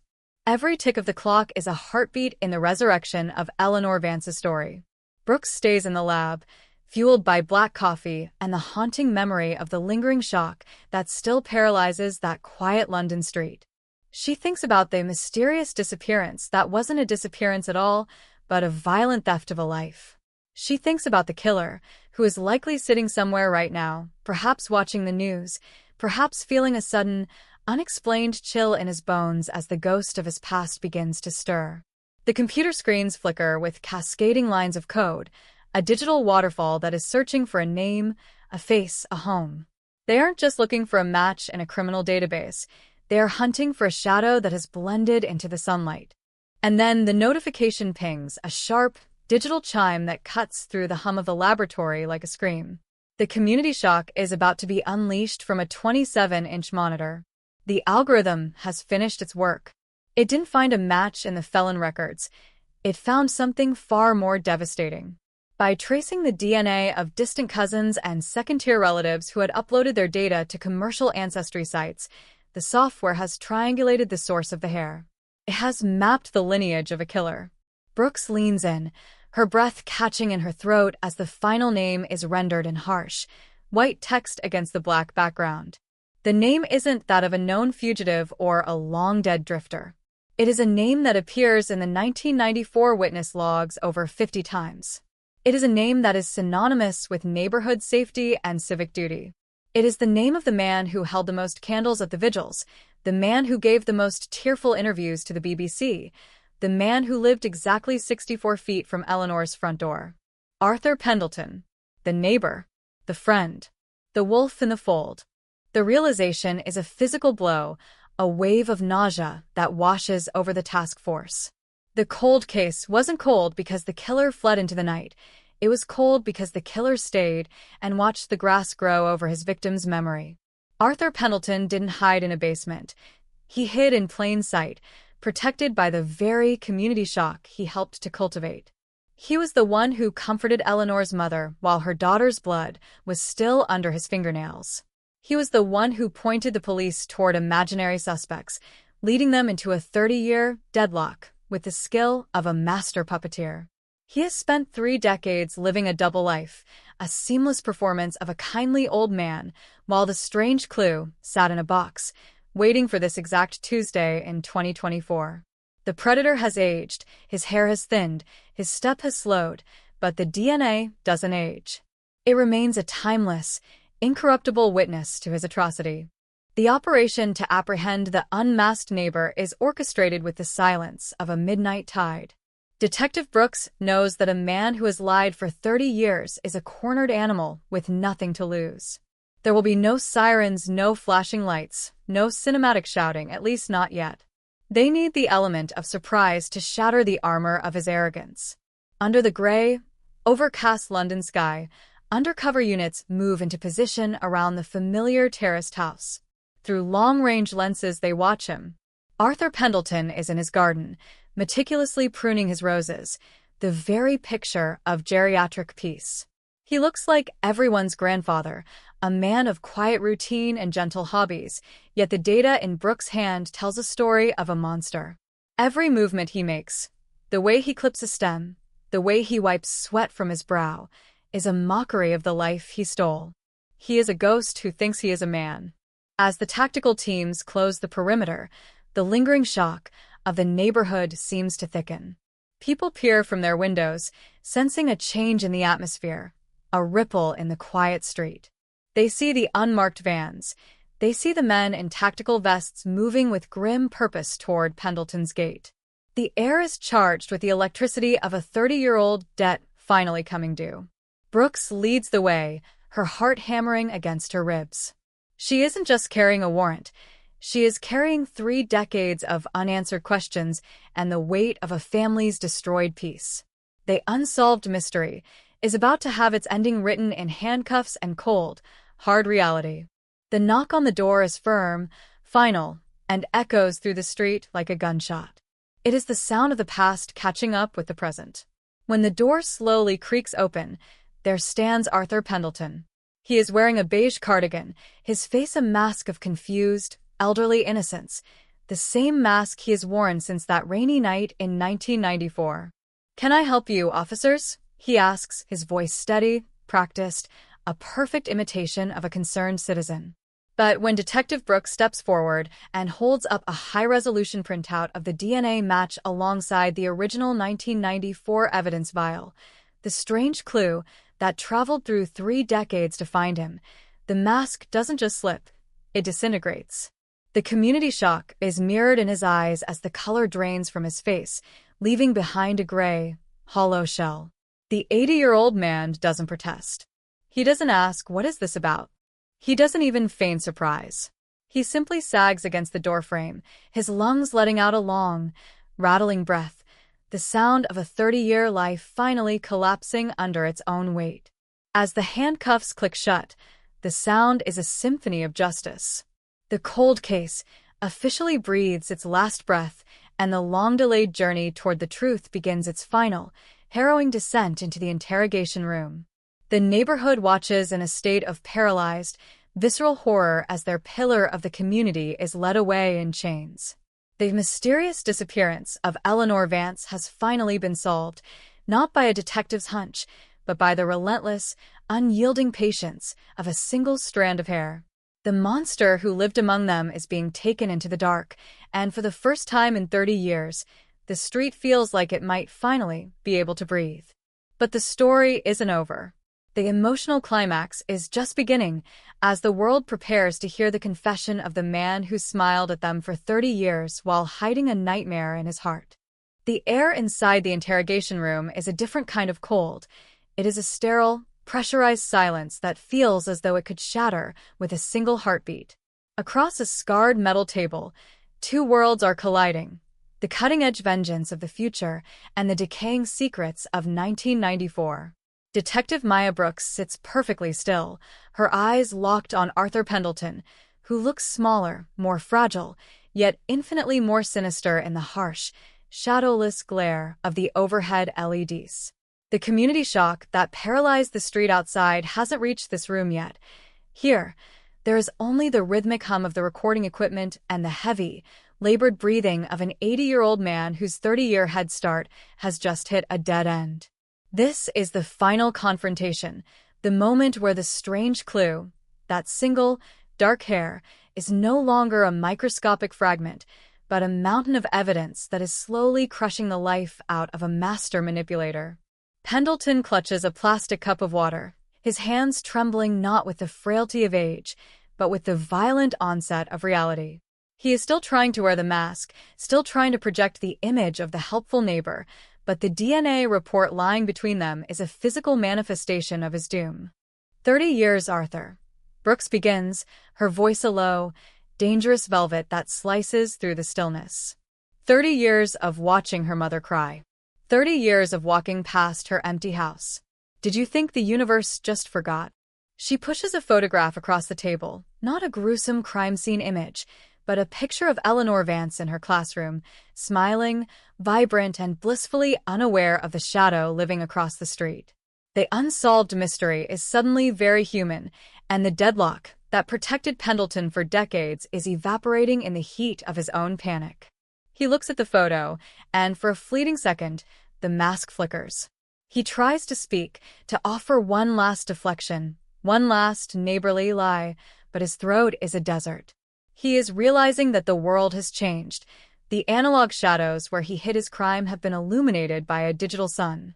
The cold case is burning hot now, and he is right at the center of the fire. Brooks doesn't wait for him to find his voice. She begins to dismantle his life with the clinical precision of a surgeon. She recites his own statements from 1994 back to him, the helpful tips, the fake sightings of suspicious men, the elaborate web of deceit he spun to keep the detectives looking everywhere but at his own front door. You are our best witness, Arthur. You were the hero of the neighborhood watch. You were so busy helping us find the killer that you forgot one thing. You left a piece of yourself behind. She taps the evidence vial containing the hair. This isn't just biology anymore. This is a GPS coordinate. It leads directly to your bed, to your hands, to the very moment you decided Eleanor Vance didn't deserve to live. The lingering shock of his arrest is now being replaced by a suffocating sense of inevitability. Pendleton's eyes dart around the small room as if looking for an exit that doesn't exist. He is a man who has lived a double life for so long that he has started to believe his own fiction, but the strange clue has stripped him naked. The psychological pressure in the room reaches a fever pitch. Brooks leans forward, her shadow stretching across the table until it looms over him. She begins to describe the night of the disappearance, not as a series of facts, but as a visceral, cinematic recreation. She speaks of the rain, the silence of the terrace street, and the terrifying ease with which a neighbor can become a predator. She describes the way he must have watched her through his window, mapping her routines, waiting for the perfect, silent moment to cross those 64 feet of pavement. The community shock outside is echoed in the silent scream behind Pendleton's eyes. He is no longer the pillar of the community. He is the unmasked neighbor, the monster who mowed his lawn and drank tea while a girl's life was extinguished just a few yards away. How did it feel, Arthur? To sit with her mother and hold her hand? To look into the eyes of the people you destroyed every single day for 30 years? Was it power, or was it just a game? Then the break happens. It isn't a dramatic shout or a cinematic collapse. It is a slow, agonizing surrender. The cup of water slips from Pendleton's fingers, spilling across the table like a tide. He bows his head, his shoulders shaking with a sudden, violent sob that sounds more like a rattle than a cry. The mysterious disappearance is about to be solved with a confession that will haunt the community for generations. It was so quiet, he whispers, his voice barely audible over the hum of the room. The world just stopped. With those 4 words, the cold case of 1994 is finally, irrevocably closed. He begins to talk, a torrent of words that have been bottled up for 3 decades. He describes the abduction, the clinical way he cleaned the scene, and the chilling arrogance that allowed him to stay in his house, watching the investigation fail from his own living room window. He speaks of the strange clue he didn't know he left, the single hair that would eventually become his executioner. As the confession pours out, The scene shifts to the world outside the interrogation room. The emotional climax is rippling through London like a shockwave. News crews are camped out in front of the precinct, the headlines already screaming, "London neighbor confesses to 1994 cold case." The community shock has turned into a profound, soul-searching grief. People are standing on that quiet street, staring at Pendleton's house, realization dawning on them with sickening clarity. They remember the tea he made, the garden tips he gave, the way he comforted their children. The betrayal is total. It is a poison that has seeped into the very soil of the neighborhood. The lingering shock will not go away with this confession. It will transform into a permanent scar. A reminder that the most dangerous monsters don't live in the woods. They live in the house with the neatest roses and the warmest smile. Inside the room, the air has gone stagnant. The confession is complete, a meticulous record of a life stolen and a community deceived. Arthur Pendleton looks up at Brooks, his face a hollowed-out ruin of a man. He has lost his house, his reputation, and his freedom, but more than that, he has lost the lie that sustained him. He is finally just a killer, stripped of his neighborly disguise. Brooks feels no triumph, only a heavy, cold exhaustion. She thinks of Eleanor's mother, who will finally have a body to bury, a place to mourn, and a name to blame. The unsolved mystery has ended, but the tragedy remains. As she stands up to leave, she takes the photograph of Eleanor with her. She doesn't want it to stay in this room with him. She leaves him in the silence he created, a silence that will now follow him to a prison cell for the rest of his natural life. The transition from the interrogation room to the outside world is blinding. The London sun is trying to break through the clouds, but the city feels different now. The story of the strange clue and the unmasked neighbor has become a landmark in criminal history, a testament to the fact that time is not a shield and DNA is a witness that never sleeps. The emotional climax of the Eleanor Vance case is a somber, haunting melody. It is a story of a teacher who is loved, a mother who never gave up, and a predator who almost got away. As the prison van doors slam shut on Arthur Pendleton, the cold case files are moved from the active shelves to the solved archives, but the memory of the London street will never be the same. The community shock will eventually fade into a quiet, watchful caution, a legacy of the 30-year shadow that finally met the light. The final image of this journey isn't the killer in his cell, but the house across the street, the house where Eleanor once lived. A new family will eventually move in, children will laugh in the garden, and life will attempt to reclaim the space. But for those who remember, for those who lived through the 30-year deadlock, the house will always be a symbol of the truth's incredible, terrifying patience. The single hair, the strange clue, has done its job. It has brought a monster to justice and a girl back to her family, proving once and for all that in the dark heart of London, no secret is ever truly buried forever. The voice of justice may be quiet, and it may take 30 years to find its strength, but when it finally speaks, it shakes the world to its very foundations. This is the end of the mystery, but the beginning of the haunting. The air inside the interrogation room is a different kind of cold. It is a sterile, pressurized silence that feels as though it could shatter with a single heartbeat. Across a scarred metal table, two worlds are colliding. The cutting-edge vengeance of the future and the decaying secrets of 1994. Detective Maya Brooks sits perfectly still, her eyes locked on Arthur Pendleton, who looks smaller, more fragile, yet infinitely more sinister in the harsh, shadowless glare of the overhead LEDs. The community shock that paralyzed the street outside hasn't reached this room yet. Here, there is only the rhythmic hum of the recording equipment and the heavy, labored breathing of an 80-year-old man whose 30-year head start has just hit a dead end. This is the final confrontation, the moment where the strange clue, that single, dark hair, is no longer a microscopic fragment, but a mountain of evidence that is slowly crushing the life out of a master manipulator. Pendleton clutches a plastic cup of water, his hands trembling not with the frailty of age, but with the violent onset of reality. He is still trying to wear the mask, still trying to project the image of the helpful neighbor, but the DNA report lying between them is a physical manifestation of his doom. 30 years, Arthur. Brooks begins, her voice a low, dangerous velvet that slices through the stillness. 30 years of watching her mother cry. 30 years of walking past her empty house. Did you think the universe just forgot?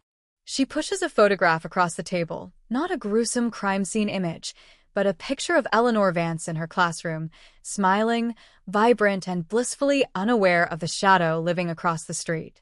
The unsolved mystery is suddenly very human, and the deadlock that protected Pendleton for decades is evaporating in the heat of his own panic. He looks at the photo, and for a fleeting second, the mask flickers. He tries to speak, to offer one last deflection, one last neighborly lie, but his throat is a desert. He is realizing that the world has changed. The analog shadows where he hid his crime have been illuminated by a digital sun. The cold case is burning hot now, and he is right at the center of the fire. Brooks doesn't wait for him to find his voice. She begins to dismantle his life with the clinical precision of a surgeon. She recites his own statements from 1994 back to him, the helpful tips, the fake sightings of suspicious men, the elaborate web of deceit he spun to keep the detectives looking everywhere but at his own front door. You were our best witness, Arthur. You were the hero of the neighborhood watch. You were so busy helping us find the killer that you forgot one thing. You left a piece of yourself behind. She taps the evidence vial containing the hair. This isn't just biology anymore. This is a GPS coordinate. It leads directly to your bed, to your hands, to the very moment you decided Eleanor Vance didn't deserve to live. The lingering shock of his arrest is now being replaced by a suffocating sense of inevitability. Pendleton's eyes dart around the small room as if looking for an exit that doesn't exist. He is a man who has lived a double life for so long that he has started to believe his own fiction, but this strange clue has stripped him naked. The psychological pressure in the room reaches a fever pitch. Brooks leans forward, her shadow stretching across the table until it looms over him. She begins to describe the night of the disappearance, not as a series of facts, but as a visceral, cinematic recreation. She speaks of the rain, the silence of the terrace street, and the terrifying ease with which a neighbor can become a predator.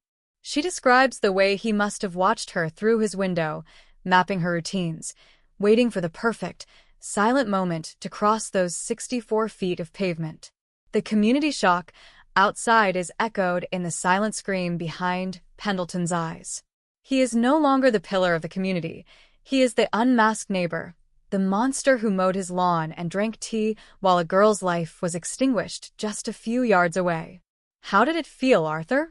To sit with her mother and hold her hand? To look into the eyes of the people you destroyed every single day for 30 years? Was it power? Or was it just a game? Then the break happens. It isn't a dramatic shout or a cinematic collapse. It is a slow, agonizing surrender. The cup of water slips from Pendleton's fingers, spilling across the table like a tide. He bows his head, his shoulders shaking with a sudden, violent sob that sounds more like a rattle than a cry. The mysterious disappearance is about to be solved with a confession that will haunt the community for generations. It was so quiet, he whispers, his voice barely audible over the hum of the room. The world just stopped. With those 4 words, the cold case of 1994 is finally, irrevocably closed. He begins to talk, a torrent of words that have been bottled up for 3 decades. He describes the abduction, the clinical way he cleaned the scene, and the chilling arrogance that allowed him to stay in his house, watching the investigation fail from his own living room window. He speaks of the strange clue he didn't know he left, the single hair that would eventually become his executioner. As the confession pours out, the scene shifts to the world outside the interrogation room. The emotional climax is rippling through London like a shockwave. News crews are camped out in front of the precinct, the headlines already screaming, "London neighbor confesses to 1994 cold case." The community shock has turned into a profound, soul-searching grief. People are standing on that quiet street, staring at Pendleton's house, realization dawning on them with sickening clarity. They remember the tea he made, the garden tips he gave, the way he comforted their children. The betrayal is total. It is a poison that has seeped into the very soil of the neighborhood. The lingering shock will not go away with this confession. It will transform into a permanent scar, a reminder that the most dangerous monsters don't live in the woods. They live in the house with the neatest roses and the warmest smile. Inside the room, the air has gone stagnant. The confession is complete, a meticulous record of a life stolen and a community deceived. Arthur Pendleton looks up at Brooks, his face a hollowed-out ruin of a man. He has lost his house, his reputation, and his freedom, but more than that, he has lost the lie that sustained him. He is finally just a killer, stripped of his neighborly disguise. Brooks feels no triumph, only a heavy, cold exhaustion. She thinks of Eleanor's mother, who will finally have a body to bury, a place to mourn, and a name to blame. The unsolved mystery has ended, but the tragedy remains. As she stands up to leave, she takes the photograph of Eleanor with her. She doesn't want it to stay in this room with him. She leaves him in the silence he created, a silence that will now follow him to a prison cell for the rest of his natural life. The transition from the interrogation room to the outside world is blinding. The London sun is trying to break through the clouds, but the city feels different now. The story of the strange clue and the unmasked neighbor has become a landmark in criminal history, a testament to the fact that time is not a shield and DNA is a witness that never sleeps. The emotional climax of the Eleanor Vance case is a somber, haunting melody. It is a story of a teacher who is loved, a mother who never gave up, and a predator who almost got away. As the prison van doors slam shut on Arthur Pendleton, the cold case files are moved from the active shelves to the solved archives, but the memory of the London street will never be the same. The community shock will eventually fade into a quiet, watchful caution, a legacy of the 30-year shadow that finally met the light. The final image of this journey isn't the killer in a cell, but the house across the street, the house where Eleanor once lived. A new family will eventually move in, children will laugh in the garden, and life will attempt to reclaim the space. But for those who remember, for those who lived through the 30-year deadlock, the house will always be a symbol of the truth's incredible, terrifying patience. The single hair, the strange clue, has done its job. It has brought a monster to justice and a girl back to her family, proving once and for all that in the dark heart of London, no secret is ever truly buried forever. The voice of justice may be quiet, and it may take 30 years to find its strength, but when it finally speaks, it shakes the world to its very foundations. This is the end of the mystery, but the beginning of the haunting. The confession of Arthur Pendleton did not bring the immediate, explosive relief the world expected. Instead, it settled over the city like a heavy, suffocating fog, leaving a taste of iron and ash in the mouths of those who had lived beside him. Inside the precinct, the tape continued to spin, capturing the final, rattling breaths of a 30-year deception, but outside, the community shock was transitioning into something much darker and more permanent. This was the moment the cold case ceased to be a mystery and became a mirror, reflecting a terrifying truth about the monsters we invite to our dinner tables and the predators we trust to watch our homes. The mysterious disappearance of Eleanor Vance had been solved, but in its place stood a haunting reality that no forensic kit could ever fully scrub clean. As the news of the neighbor's admission rippled through the damp London streets, the silence that followed was not one of peace, but of a profound, collective betrayal. People stood on their porches, looking at the house across the street, the house where Arthur had lived, the house where he had brewed his tea and tended his roses, and they felt a visceral, sickening chill that the summer sun could not warm. For the family of Eleanor Vance, the resolution of this decades-old nightmare was a violent collision of grief and gratitude. Imagine Sarah Vance, now a silver-haired woman whose life had been frozen in the amber of 1994, receiving that final, definitive phone call. For 30 years, she had lived in a state of perpetual, agonizing suspension, her heart a cold case of its own, waiting for a daughter who would never walk through the door.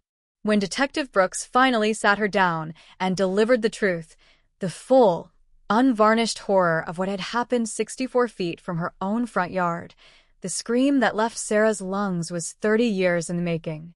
It was the sound of a mysterious disappearance, finally finding its gravity. The closure was not a gift. It was a burden, a heavy, jagged stone she now had to carry. She had to reconcile the memory of the helpful neighbor who had brought her soup and held her hand at the vigils with the monster who had snuffed out her daughter's light. This strange clue, that single strand of hair, had finally brought her the answer she had begged for in her prayers, but it was an answer that tore the very fabric of her past into unrecognizable shreds.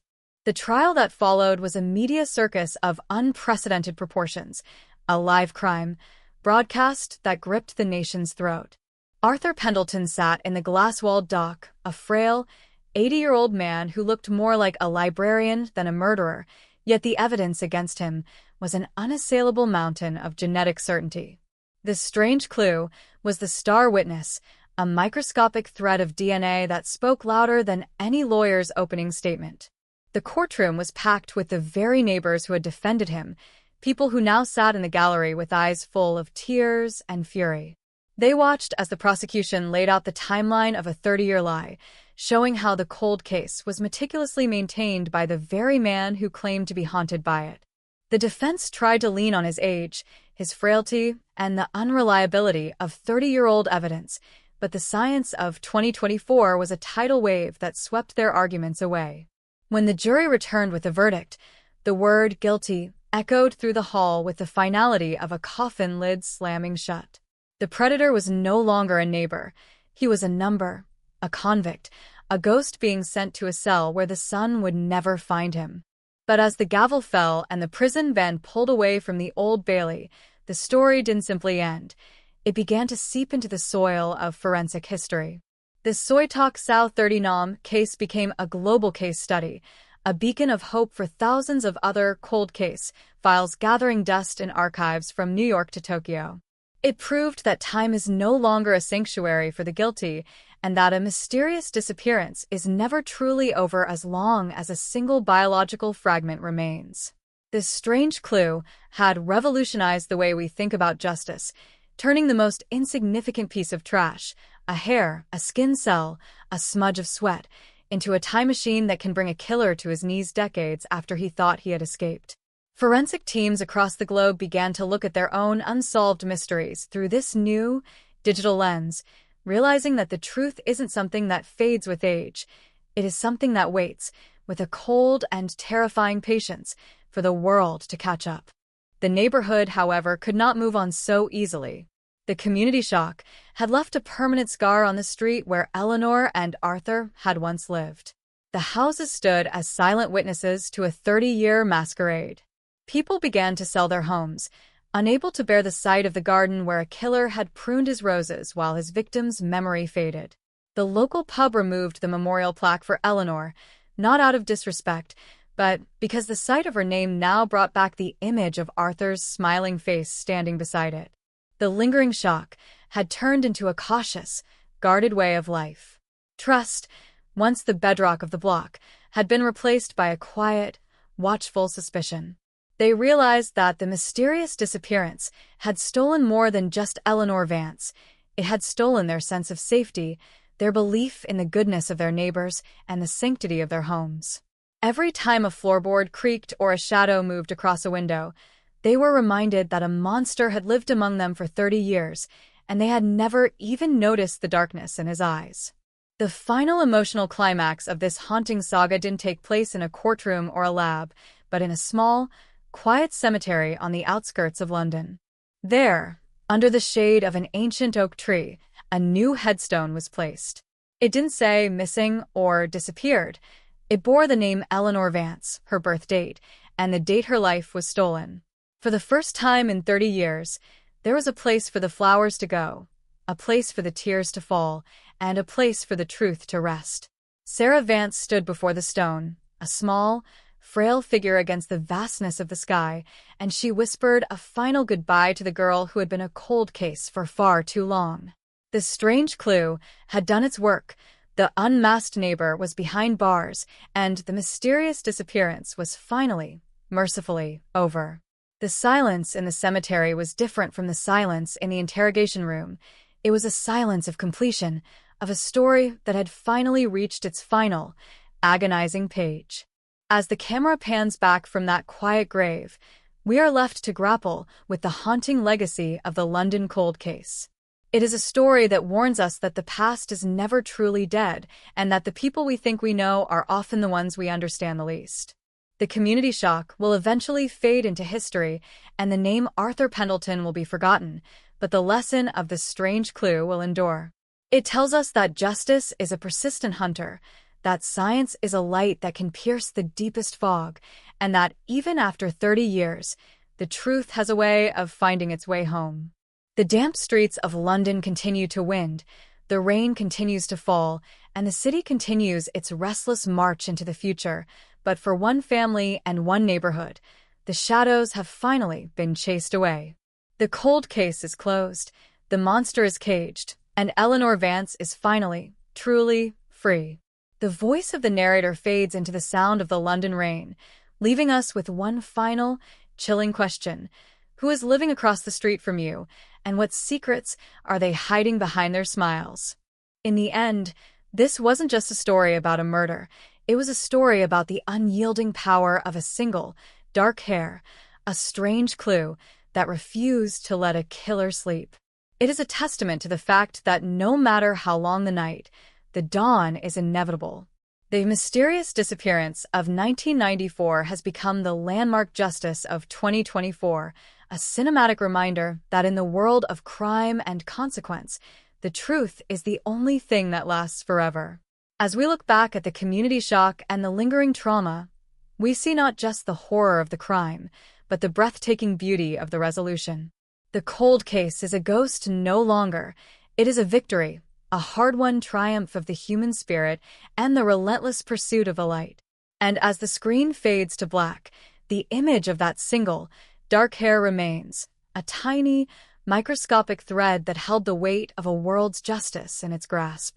The sirens have long since faded into the low, constant hum of the London night, and the yellow police tape that once scarred the pavement of this quiet street has been buried under layers of city grime and the passage of new seasons. But the resolution of the London cold case, the unmasking of the man who lived at number 42, has left a residue that no amount of rain can wash away. We often talk about closure as if it were a door that slams shut, a finality that brings peace. But for the residents who shared their lives with Arthur Pendleton, the truth is not a sanctuary. It is a haunting. The community shock has entered a new, more insidious phase, a generational trauma that has rewritten the DNA of this neighborhood. This is no longer just a story about a mysterious disappearance from 1994. It is a chilling testament to the permanence of evil and the terrifying reality that the people we think we know are often just elaborate fictions crafted to hide a predatory core. As we look at the empty shell of Arthur's house, its windows boarded up like blinded eyes, we have to ask ourselves, how many more cold cases are currently tending their gardens, smiling at their neighbors, and waiting for the clock to run out on their crimes? The strange clue, that single, microscopic strand of hair, has become a symbol of a tectonic shift in the world of justice. It has proven that we have entered an era of forensic omniscience, where the past is a living, breathing record that can be summoned at will. The legacy of Eleanor Vance is not just the justice finally served to her family, but a warning to every predator who believes they have successfully outrun their shadow. The deadlock of the 20th century was a technological limitation, a temporary shield that gave the guilty a false sense of security. But as Arthur Pendleton sits in his sterile prison cell, stripped of his cardigan, his garden, and his carefully curated reputation, he represents the death of the perfect crime. He is the face of a dying breed, the killer who thought he could hide in the mundane. The unmasked neighbor is a cautionary tale for the digital age, a reminder that every cell we shed, every breath we take, and every microscopic fragment of our existence is a potential witness waiting for the science of the future to give it a voice. But what of the neighborhood he left behind? The lingering shock has transformed the very architecture of the street. Houses that were once symbols of suburban safety now feel like fortresses of suspicion. The children who grew up playing on the sidewalk where Eleanor was taken are now adults with children of their own, and they look at their neighbors with a new, sharper focus. The mysterious disappearance didn't just take one life, it stole the collective innocence of an entire community. They realize now that for 30 years, they were participants in a grotesque performance, extras in a horror movie directed by the man across the street. Every holiday party Arthur attended, every neighborly gesture he made, every time he helped an elderly woman with her groceries, it was all a tactical maneuver designed to reinforce the deadlock of the investigation. The betrayal is a visceral, physical weight that the residents carry in their bones. They wonder about the conversations they had with him, the secrets they might have shared, and the terrifying possibility that they were inches away from a monster and felt nothing but warmth. The emotional climax of this saga isn't found in the headlines or the court transcripts, but in the profound silence of the London archives. Across the country, thousands of cold case boxes are being pulled from their shelves, inspired by the miracle of the single hair. Detectives are looking at old evidence with new eyes, realizing that the mysterious disappearance of a teenager in 1982 or the unsolved murder of a shopkeeper in 1975 might finally find their resolution in a lab. The science that unmasked Arthur Pendleton has breathed life into the ghosts of the past, creating a ripple effect that is shaking the very foundations of criminal justice. We are witnessing a forensic renaissance, where the strange clue is no longer an anomaly, but a key. The arrogance of the predator is being dismantled by the persistence of the scientist, and the result is a world where the word unsolved is becoming a temporary status rather than a final verdict. Yet, as we move further away from the arrest and the trial, the haunting persists. We see it in the way people lock their doors twice, even in the middle of a sunny afternoon. We see it in the way a stranger's smile is met with a split second of internal interrogation. The London cold case has taught us that the most dangerous threats are not the ones that lurk in dark alleys, but the ones that offer us a cup of tea and ask about our day. The community shock is a permanent scar on the psyche of the city, a reminder that the veil between the mundane and the monstrous is paper-thin. Arthur Pendleton didn't look like a killer. He looked like a neighbor, and that is the most terrifying truth of all. The unmasked neighbor has forced us to confront the fact that we can never truly know the heart of another human being, and that the people we trust the most might be the ones holding the darkest secrets. Eleanor Vance is finally at rest, her name no longer a question mark in a police file, but a legacy of truth.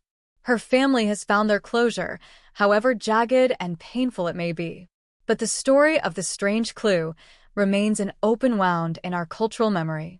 It is a story of a teacher who is snatched from the world, a mother who waited 3 decades for an answer, and a single strand of hair that traveled through time to deliver a reckoning.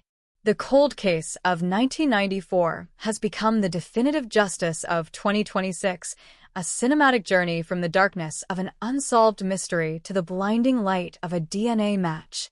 As the camera pulls back from that quiet London street, we see a city that is older, wiser, and much more afraid. The houses remain, the trees grow taller, and the rain continues to fall, but the air is different now. It is heavy with the knowledge that the truth is patient, that science is relentless, and that no matter how long the night, the light will eventually find its way in. The final chapter of this mysterious disappearance is not written in ink, but in the quiet, watchful eyes of the people who are left. They are the guardians of a new reality, a world where the strange clue is a weapon and the unmasked neighbor is a memory that refuses to fade. We are left with the image of Eleanor's smile, a radiant light that was almost extinguished by the arrogance of a predator, but was ultimately saved by the persistence of the human spirit. The London cold case is closed, the files are archived, and the monster is in his cage, but the echoes of the Soy Talk Sal 30 Nom will continue to vibrate through the streets of London for decades to come. It is a haunting melody of justice, a song of the microscopic and the monumental, and a reminder that in the end, the truth is the only thing that cannot be buried. As the sun sets over the Thames, casting long, distorted shadows across the city, we are reminded that every shadow has a source, and every secret has an expiration date. The cold case is a ghost that has finally found its voice, and its message is clear. You can run, you can hide, you can smile, and you can blend into the sunlight, but you can never truly escape the microscopic trail you leave behind. The strange clue is always there, waiting in the fibers of a carpet, the splinter of a bed frame, or the silence of a 30-year-old memory. And when the time is right, it will speak your name.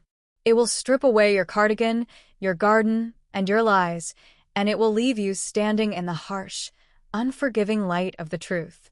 The story of Eleanor Vance and Arthur Pendleton is over, but the story of the next unmasked neighbor is just beginning, hidden in a box on a shelf, in a basement, waiting for the future to arrive.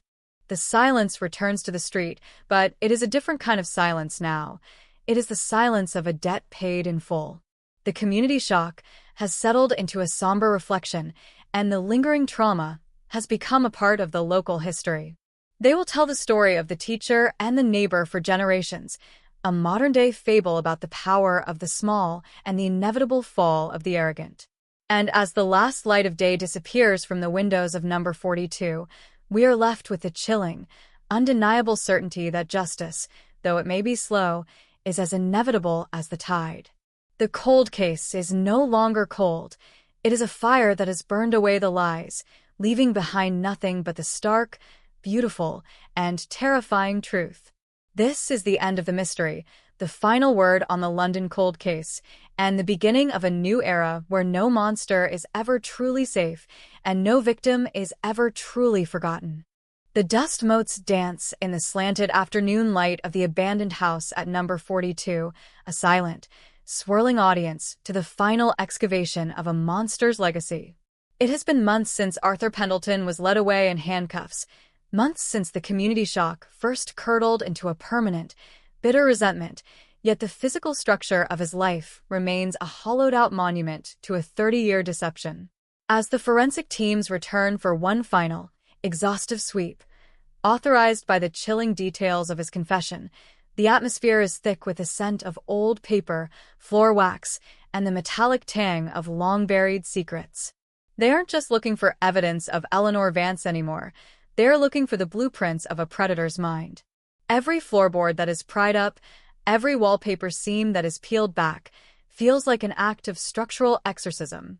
The mysterious disappearance of 1994 has left a residue in these walls that science is only now beginning to scrub clean. The neighborhood watches from behind drawn curtains, a gallery of witnesses to the slow, methodical dismantling of a lie that was lived with such terrifying, mundane perfection that it almost became the truth. In the attic, hidden beneath layers of insulation and the discarded remnants of a seemingly ordinary life, the investigators find this strange clue to Pendleton's true nature.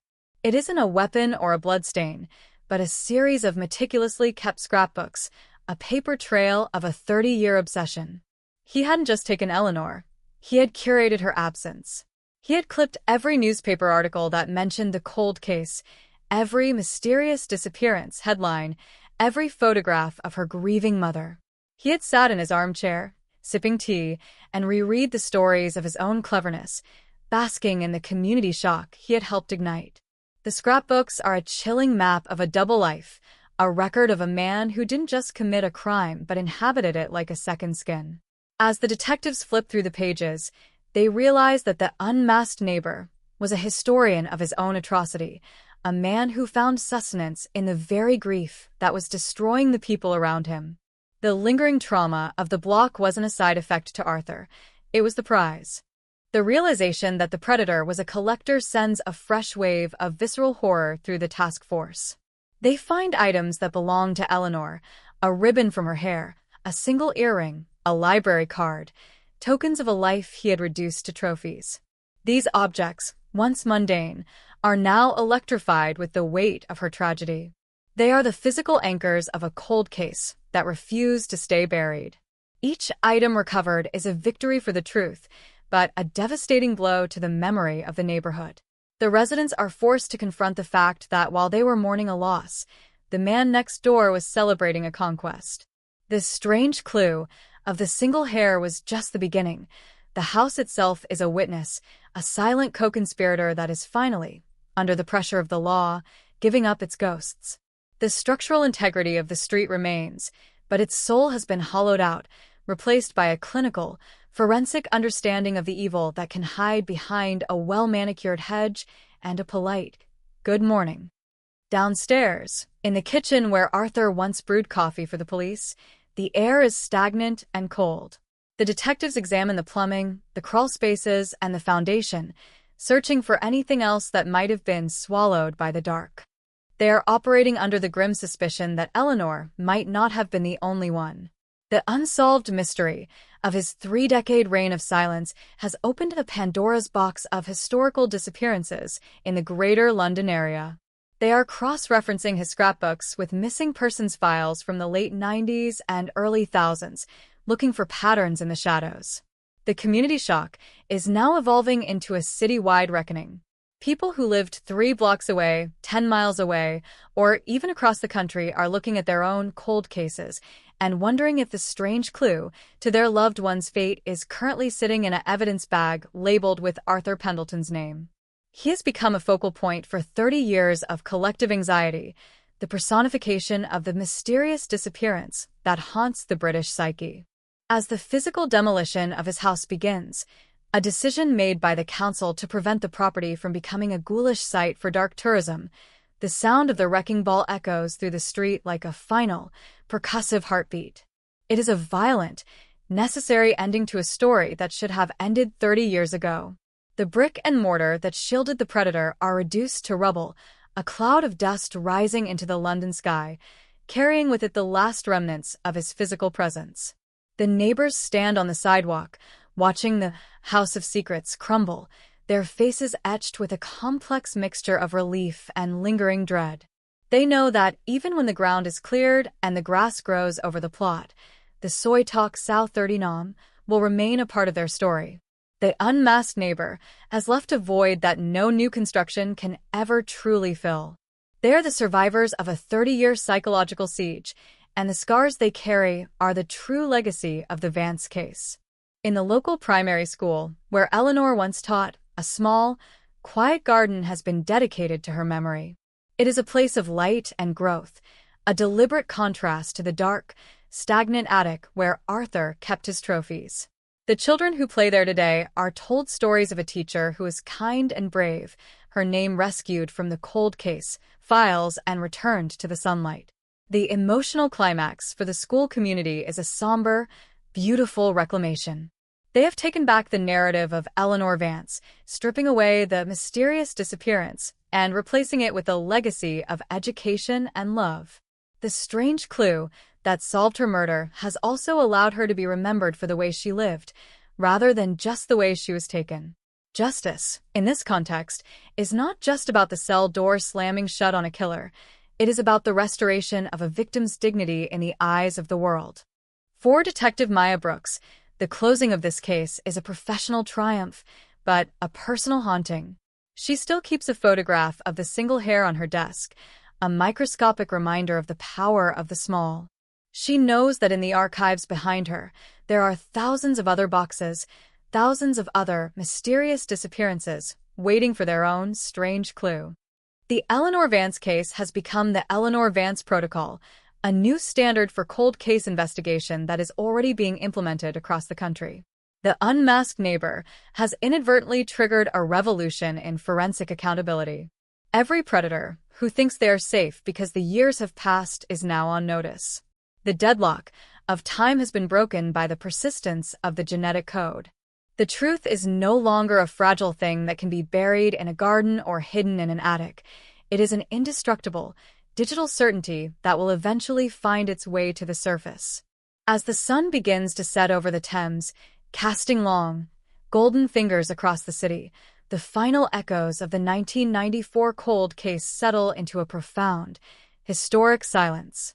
The story of Soy-Tok South 30 Nom is no longer a news item. It is a legend, a cinematic tragedy that ended with a scientific miracle. The community shock has become a part of the city's folklore, a story parents tell their children to explain why the world is a little bit safer and a little bit scarier than it used to be. The lingering trauma remains, But it is now tempered by the knowledge that justice is an inevitable force, a slow-moving tide that eventually cleanses the shore. Arthur Pendleton is a ghost in a prison cell, his lies dismantled, his trophies confiscated, and his house reduced to dust. Eleanor Vance is a name on a garden plaque, a memory in a mother's heart, and a beacon of hope for every family still waiting for an answer. The London rain begins to fall again, a soft, persistent drizzle that washes over the empty plot where number 42 once stood. The mysterious disappearance is a closed chapter, the cold case is a solved puzzle, and the strange clue has fulfilled its destiny. The city continues its relentless march into the future, but it does so with a clearer understanding of the shadows that can hide in plain sight. We are left with the image of the London fog, once a shield for the predator, now pierced by the blinding light of modern forensics. The unmasked neighbor has been defeated by the very world he thought he had outsmarted. As the screen fades to black, the only sound remaining is the steady, rhythmic beat of the city's heart, a heart that beats a little more cautiously, a little more wisely, and with a newfound respect for the microscopic witnesses that wait in the dark to tell their story. The case of Eleanor Vance is over, but the message it leaves behind will resonate as long as there are secrets to be kept and truths to be told. The truth is patient. The truth is relentless. The truth is here. The gavel did not just strike a wooden block. It struck the very heart of a 30-year lie, vibrating through the cold, mahogany-paneled air of the Old Bailey like a funeral bell for a monster. As the judge's voice, steady and devoid of mercy, filled the courtroom, the final chapter of the London 1994 cold case reached its devastating legal conclusion. Arthur Pendleton stood in the dock, a withered husk of a man, his once pristine cardigan now a shroud for a convicted killer. This was the moment that community shock transitioned from a fever pitch of outrage into the heavy, leaden reality of a life sentence. For 3 decades, this mysterious disappearance had been a hollow ache in the city's memory, a ghost story that refused to be silenced. But today, the cold case files were closed with a finality that shook the rafters of the building. The sentencing was not just a formality. It was a public dissection of a predator who had played the role of the helpful neighbor so perfectly that he had almost convinced the world he was a saint. But the strange clue, that single, microscopic strand of hair, had followed him through time, a silent witness that finally spoke the truth when the world was ready to listen. The courtroom was a sea of faces, a tapestry of lives woven together by a single night of violence in 1994. In the front row sat Sarah Vance, her hands trembling as she clutched a worn photograph of Eleanor, her eyes never leaving the back of the man who had pretended to be her friend.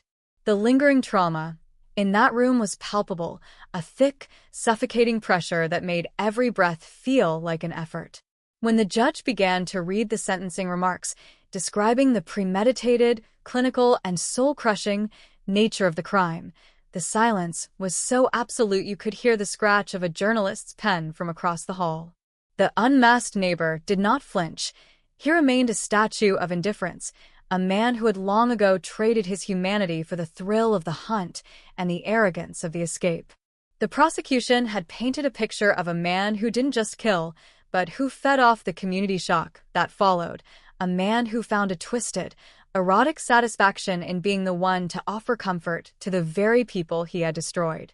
As the details of this strange clue were recounted one last time for the record, the sheer scale of the forensic miracle became the focus of the global media. This was the case that redefined the boundaries of the possible. The cold case, units of the world were watching, taking notes on how a 30-year-old biological fragment was transformed into a weapon of absolute justice. The experts testified about the resilience of DNA, how it clings to the world like a shadow, waiting for the light of science to reveal its shape.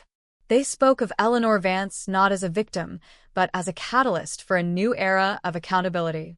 The mysterious disappearance that had haunted the London fog for a generation was now the cornerstone of a forensic revolution. Every strange clue, currently sitting in an evidence locker across the globe, suddenly felt like a ticking time bomb, a promise that no matter how long the night, The dawn of the DNA age would eventually find the guilty. But the sentencing was only part of the emotional climax. The most harrowing moment came when Sarah Vance was invited to read her victim impact statement. The room held its collective breath as she stood, her voice thin but reinforced by 3 decades of unresolved grief. She didn't talk about the murder. She talked about the mysterious disappearance of the life they should have had. She spoke of the birthdays, the weddings, and the quiet Sunday mornings that were stolen by a man who lived just 64 feet away. She addressed Pendleton directly, her voice cracking as she described the community shock of realizing that the man who had watered her plants and fixed her gate was the same man who had taken her daughter's last breath. "You didn't just kill Eleanor," she whispered, the words echoing in the high ceilings of the court. "You killed the trust of an entire neighborhood. You made every smile a suspicion and every kindness a lie." The unmasked neighbor finally lowered his head, not in shame, but perhaps in the realization that his performance was over. The theater of the helpful neighbor had been burned to the ground, leaving nothing but the charred remains of a monster. The judge's sentence, life imprisonment with a minimum term that ensured Arthur Pendleton would never again breathe the air of a free man, was met with a collective, jagged exhale from the gallery. It was the sound of a cold case finally being laid to rest.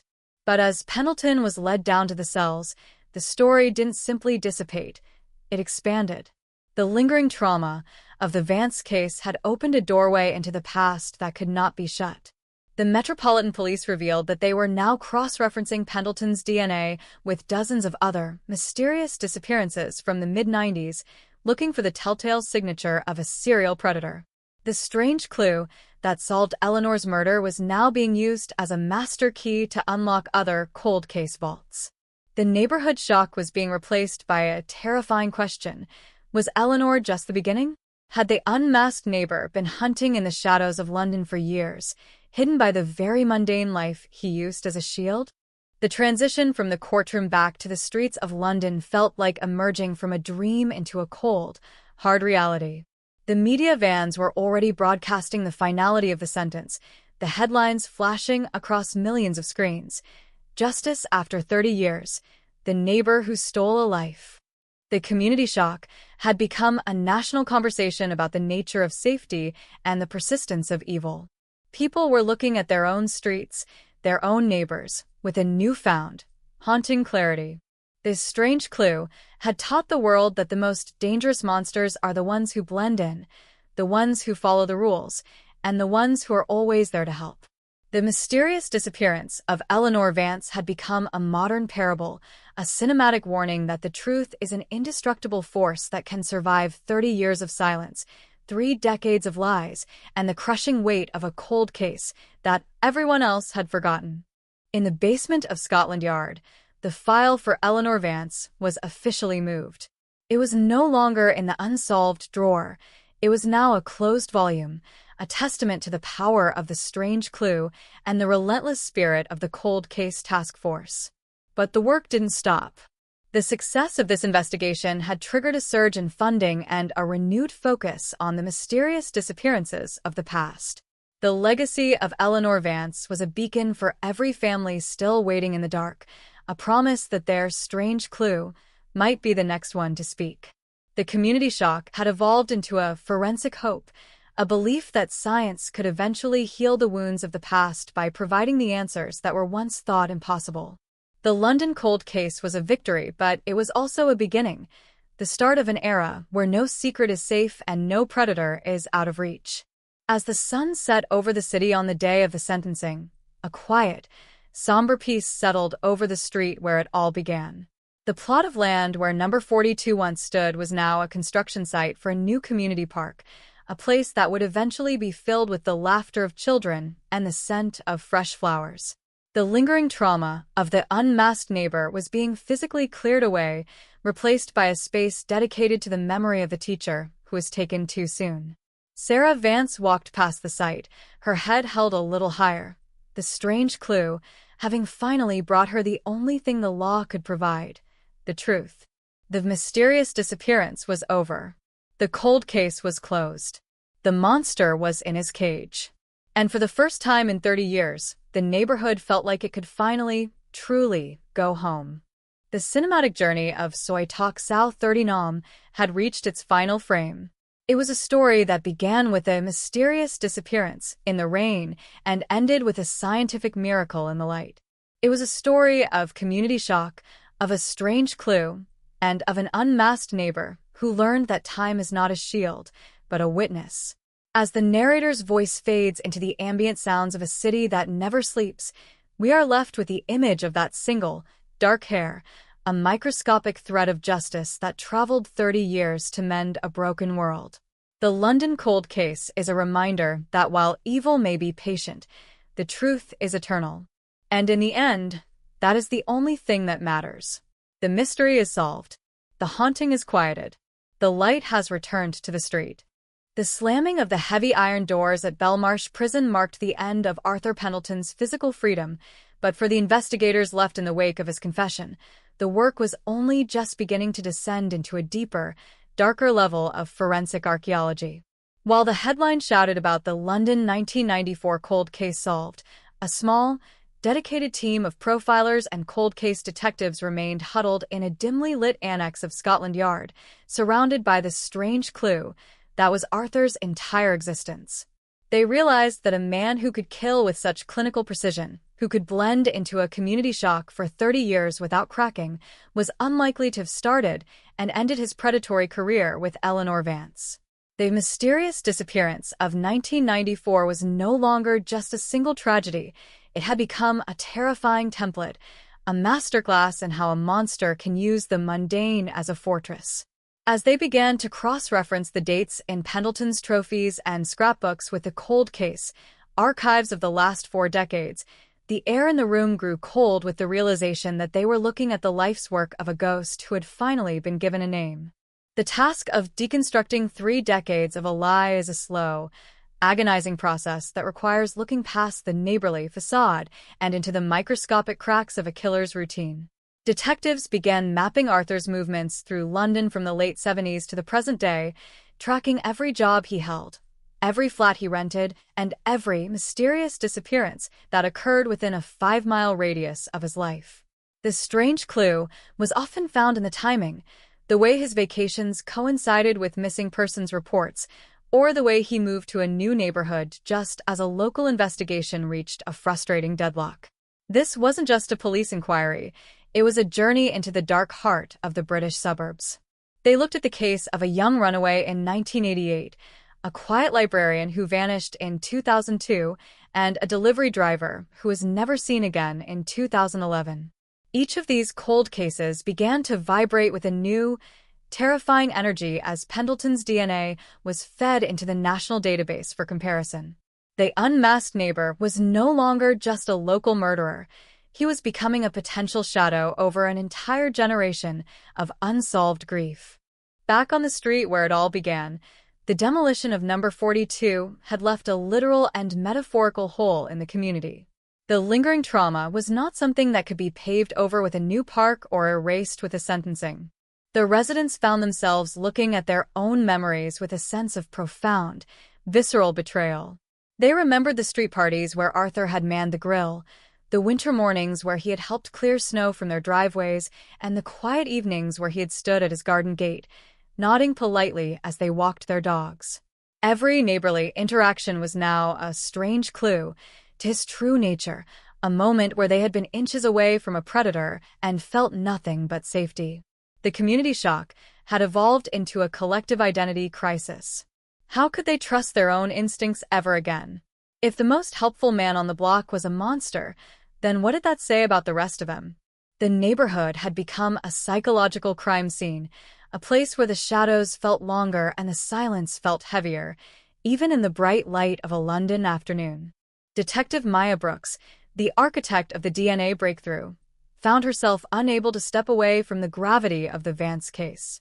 She spent her nights staring at the strange clue that started it all, the digital sequence of the hair, and comparing it to the fragmentary biological evidence found in other cold case files. She was looking for a pattern, a signature, the hidden rhythm of a man who thought he was invisible. The mysterious disappearance of Eleanor Vance had opened a door that Brooks couldn't close until every ghost on the other side had been accounted for. She interviewed Pendleton's former co-workers, men and women who described him as unremarkable and perfectly ordinary, the ultimate camouflage for a killer. They realized that Arthur's power didn't come from his strength or his intelligence, but from his ability to be ignored.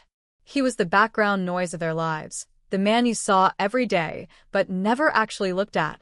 The unmasked neighbor had weaponized his own mediocrity, using the boring reality of an accountant's life to hide the community shock he was preparing to unleash. The forensic expansion of the case began to yield chilling, tentative results. In a warehouse in North London, a box of evidence from a 1991 cold case involving a missing student was reopened. Inside was a discarded cigarette butt found near the site of the abduction, an item that had been useless for 3 decades.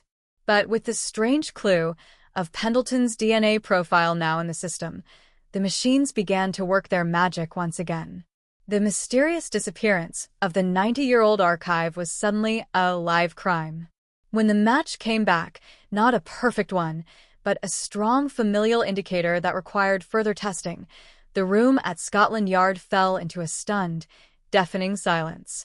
The unmasked neighbor was expanding. The cold case was a web, and Eleanor Vance was only the most recent strand to be uncovered. The scale of the deception was reaching a tipping point, a cinematic revelation that suggested Arthur Pendleton was one of the most prolific and most invisible predators in the history of the city. The emotional climax for the city was this slow-motion realization that the neighbor next door could be a literal graveyard. The media, which had moved on from the sentencing, was suddenly back with a vengeance, their cameras focused on the cold case, units, and the families of the missing who were now coming forward with renewed hope and renewed terror. The strange clue had become a beacon for the forgotten. People who had spent decades in a state of mysterious disappearance limbo were now calling the tip lines, asking if their sister, their daughter, or their friend might have crossed paths with the man from number 42. The community shock was no longer localized, it was national. It was the realization that the system had failed because it couldn't imagine a monster so mundane, a killer so integrated into the fabric of daily life that he became part of the scenery. As the investigation into Pendleton's past deepened, the psychological toll on the task force became evident. They were living in his world, seeing the city through his eyes, a map of opportunities and mysterious disappearances. They saw how he used the London fog, the crowded tube stations, and the quiet, suburban footpaths to his advantage. The strange clue of the hair was just the tip of the iceberg. The real evidence was the 30 years of silence he had successfully maintained. Detective Brooks realized that Arthur's greatest achievement wasn't the murder of Eleanor Vance, but the deadlock he had created in the minds of the investigators. He had made them believe that a mysterious disappearance was a random act of fate, rather than the calculated move of a man they saw every single morning. The unmasked neighbor was a mirror reflecting the collective blind spot of society, a reminder that we only see what we expect to see. The lingering trauma of the case eventually led to a new way of policing in London. The Eleanor Vance Protocol was established, a mandatory review of every cold case, using the latest genetic genealogy, regardless of how unsolvable it seemed. The strange clue had changed the law, changed the science, and changed the culture. But for the people on that quiet street, the changes were more personal. They planted trees where number 42 used to stand, hoping that the roots would eventually reclaim the ground and the leaves would drown out the memory of the unmasked neighbor. They held small gatherings to rebuild the trust that had been shattered, trying to prove that a community shock doesn't have to be the end of a community. Yet, when a new person moved onto the block, the first thing they were told wasn't about the local schools or the best place for bread. It was the story of the teacher, the neighbor, and the single strand of hair. The cinematic journey of the London cold case concludes not with a final arrest, but with a lingering, watchful silence. The mysterious disappearance of Eleanor Vance has been solved, the unmasked neighbor is behind bars, and the strange clue has fulfilled its destiny. But as the camera pulls back, showing the sprawling, interconnected streets of the city, we are reminded that there are other cold cases still waiting in the dark. There are other strange clues sitting in boxes, other mysterious disappearances that have yet to find their light. The story of Arthur Pendleton is a warning that the truth is patient, but it is also a promise that the science of the future will eventually find the ghosts of the past. The community shock will fade, the lingering trauma will soften, but the legacy of the single hair will remain, a microscopic thread of justice that proved, once and for all, that no secret is ever truly safe and no monster is ever truly alone. The final frame of the story is the image of a single, dark hair under a microscope, a tiny, glowing universe of data that saved a neighborhood and destroyed a killer. It is the strange clue that traveled 30 years to tell the truth. It is the end of the cold case, the end of the mysterious disappearance, and the beginning of a world where we look just a little bit closer at the person living across the street. The narrator's voice sinks to a whisper, the music swells into a somber, haunting theme, and the screen slowly fades to black, leaving the audience with the chilling, undeniable certainty that the past is never dead. It's just waiting for the right moment to speak. The light has returned to London, but the shadows are now much easier to see. The iron gates of the past haven't just been unlocked. They've been torn off their hinges, and the resulting shockwave is currently tearing through every dusty evidence locker from the East End to the outskirts of the Greater London area. We often speak of justice as a final destination, a place where the cold case files are stamped shut and the mysterious disappearance posters are finally taken down. But for the task force led by Detective Maya Brooks, the conviction of Arthur Pendleton was merely the first domino in a catastrophic collapse of a 30-year deception. The strange clue, that single, microscopic strand of hair from 1994, has transformed from a piece of biological evidence into a forensic master key, a skeleton key that is now clicking into the locks of dozens of other forgotten tragedies. As the sun sets on the first year of Pendleton's life sentence, the community shock has matured into a somber, nationwide reckoning. We are no longer just looking at the tragedy of Eleanor Vance. We are looking at the terrifying possibility that the unmasked neighbor was the architect of a shadow history, a man who spent 4 decades treating the city of London as his private hunting ground while the world praised him for his neighborly kindness. The silence inside Pendleton's maximum security cell is absolute, but inside the cold case annex at Scotland Yard, the noise is deafening. The hum of the genetic sequencers and the rapid-fire clicking of keyboards have become the soundtrack to a new kind of war, a war against the fog of time. Every day, new DNA matches are being uploaded into the Vance Protocol database, and every day, the name of Arthur Pendleton flashes on the screen with a sickening, rhythmic consistency. This strange clue has revealed its siblings. Investigators have found his genetic signature on a discarded coat from a 1989 abduction in Ealing, on a strand of fiber from a 2003 mysterious disappearance in Richmond, and most chillingly, in the microscopic remnants of a crime scene in 1978 that predates the Eleanor Vance case by 16 years. The unmasked neighbor wasn't just a killer who got lucky once. He was a ghost who had mastered the art of biological camouflage. The community shock is expanding exponentially as families who had long ago resigned themselves to the deadlock of history are suddenly being pulled back into the light of a terrifying truth. Detective Brooks walks through the evidence room, her footsteps echoing against the metal shelves that hold the weight of these resurrected ghosts. She stops at a box labeled Sarah Thorne, 1982. Inside is a faded photograph of a 16-year-old girl with ribbons in her hair, a girl whose mysterious disappearance was once blamed on a runaway impulse or a nameless drifter. But the new DNA results, fueled by the same technology that caught Pendleton, tell a different story. The strange clue in Sarah's case was a smudge of skin cells on a discarded bicycle handle, a fragment so small it was ignored for 40 years. Now, it matches Arthur Pendleton with 99.9% certainty. The realization is a physical blow to the team. The unmasked neighbor didn't just live at number 42. He moved through the city like a virus, leaving a trail of cold cases that the system was too primitive to connect. The lingering trauma isn't just about one street anymore. It's about the collective failure of an entire generation of policing that couldn't see the monster in the cardigan. The psychology of this mysterious disappearance machine is what keeps Brooks awake at night. She pores over Pendleton's old journals, searching for the moment the helpful neighbor persona was born. Was it a survival tactic, or was it part of the thrill? She realizes that for Arthur, the community shock was his oxygen. He didn't just hide from the police. He integrated himself into their world. He was the one who brought them tea while they searched for his victims.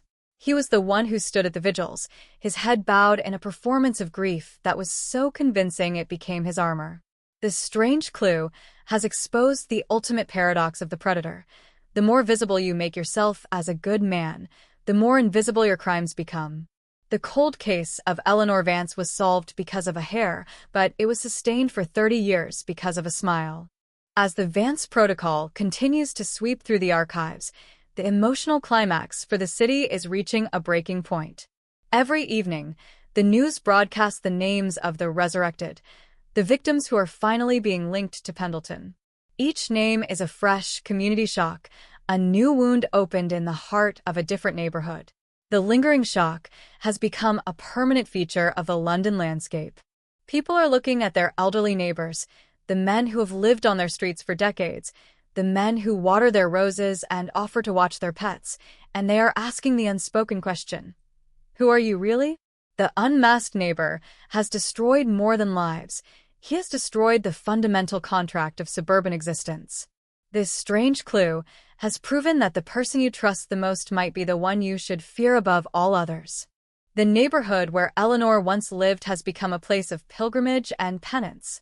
The park that now stands where number 42 once sat is beautiful, filled with the laughter of children who will never know Arthur Pendleton's name, but the ground beneath their feet is still haunted.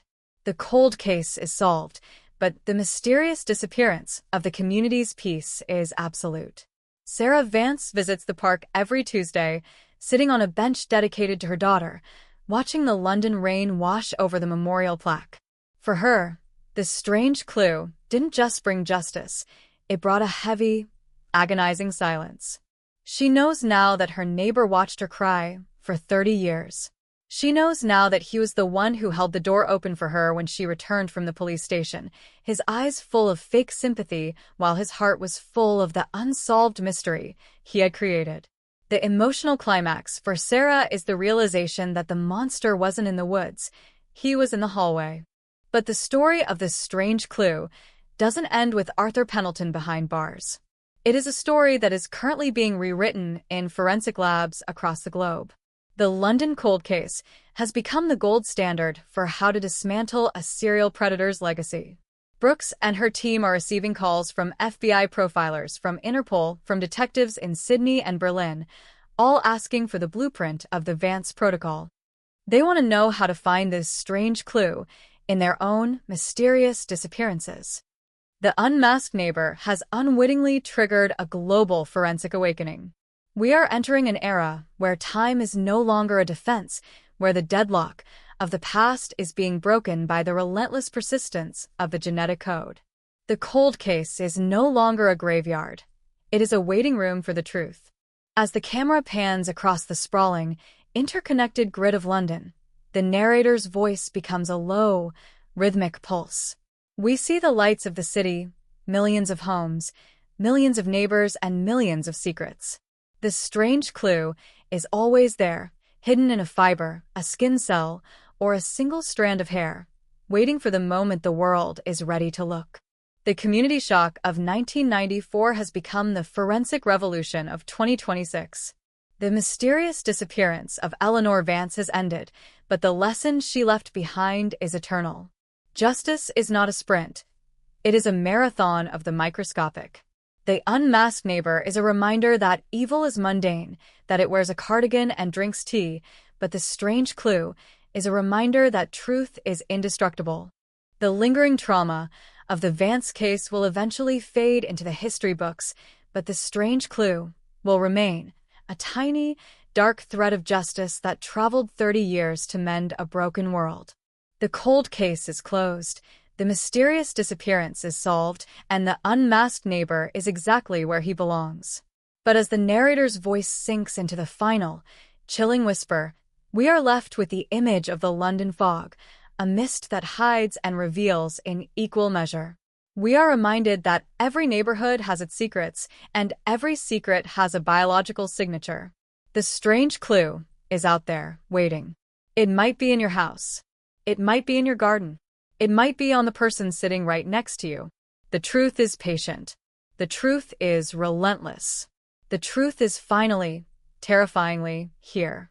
The screen fades to black, leaving only the sound of the London rain, a sound that once hid the footsteps of a predator, but now only washes the streets clean.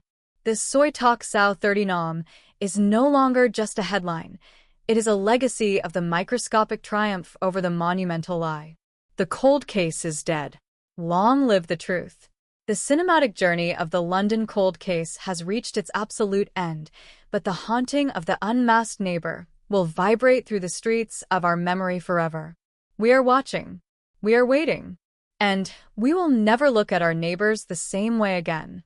The London rain continues its relentless, rhythmic descent, washing the pavement of a street that has finally, after 3 decades, been purged of its most terrifying secret, yet the air remains thick with a silence that no amount of justice can truly fill. As we reach the final chapter of this mysterious disappearance, we are forced to look beyond the headlines and the courtrooms, into the quiet, hollowed-out spaces where the community shock has settled into a permanent, somber truth. The plot of land at number 42 is now a field of soft grass and wildflowers, a deliberate erasure of the house where a monster once brewed tea and mapped out his atrocities, but the soil itself feels heavy, as if it is still holding on to this strange clue that defined an entire generation's fear. This is the end of the Soy Talk Sao 30 Nom saga, a cinematic journey that began with a scream in the fog of 1994 and concluded with a microscopic miracle in the light of 2024, leaving us to grapple with the haunting legacy of a man who is the perfect neighbor and the ultimate predator. The cold case of Eleanor Vance is no longer a folder in a basement. It is a landmark in the history of human betrayal and forensic triumph, a story that warns us that the truth is never truly buried. It is only waiting for the world to find the strength to see it. For Sarah Vance, the closure she sought for 30 years has arrived not as a burst of light, but as a slow, agonizing dawn that reveals the full extent of the wreckage left behind by the unmasked neighbor. She stands at the edge of the new memorial garden, her small frame silhouetted against the gray London sky, a woman who has survived a mysterious disappearance, only to be confronted by a reality that is almost too much to bear. The strange clue brought her the who and the how, but the why remains a jagged, unanswerable void in her heart. She realizes now that the man who sat in her living room, the man who offered her a shoulder to cry on, was the architect of her every nightmare. The emotional climax for Sarah is this quiet, devastating recognition of the evil that can wear a smile and a cardigan. She doesn't visit the prison where Arthur Pendleton is withering away into anonymity. She visits the classroom where Eleanor's spirit still lingers in the laughter of children. For her, the cold case is solved, but the lingering trauma is a companion she will carry until her own final breath, a reminder that justice, while necessary, is a cold comfort for a life stolen 64 feet from home. Inside the halls of Scotland Yard, the Vance Protocol has become the pulse of a new era, a relentless machine that is systematically dismantling the deadlock of history. Detective Maya Brooks, the woman who refused to let a single strand of hair remain a secret, now oversees a team that is reopening thousands of mysterious disappearances across the globe. The strange clue has become the universal language of accountability. They are finding matches in cases that were deemed unsolvable before the internet even existed. The unmasked neighbor was just the first. Now, they are finding the unmasked uncles, the unmasked strangers, and the unmasked ghosts who thought they had outrun the biological clock. The community shock is being repeated in city after city as the forensic light of 2026 pierces the darkness of the 70s, 80s, and 90s. We are witnessing the death of the perfect crime, as every discarded item and every microscopic fiber is transformed into a silent, eternal witness. The legacy of Eleanor Vance is this: no one is forgotten, and no one is safe from the truth. But what of Arthur Pendleton, the man who turned a quiet street into a crime scene that lasted 30 years? In the high-security wing of his prison, he has become a ghost before his time, a man whose neighborly mask has been permanently fused to his face. He is the ultimate unsolved mystery within himself, a man who feels no remorse, only a bitter, silent anger that a strange clue, as small as a hair, was enough to collapse his masterpiece. He sits in his cell, surrounded by the silence he once forced upon others, realizing that his 30-year deadlock was just a stay of execution. The community shock he craved, the power he felt in watching the police fail, has been replaced by the cold, clinical indifference of a system that now sees him only as a data point. He is the unmasked neighbor who has been stripped of his stage, left to rot in the realization that his greatest achievement, the mysterious disappearance of Eleanor Vance, has become the very thing that ensured his destruction. The predator has become the specimen, a case study in the mundane nature of evil.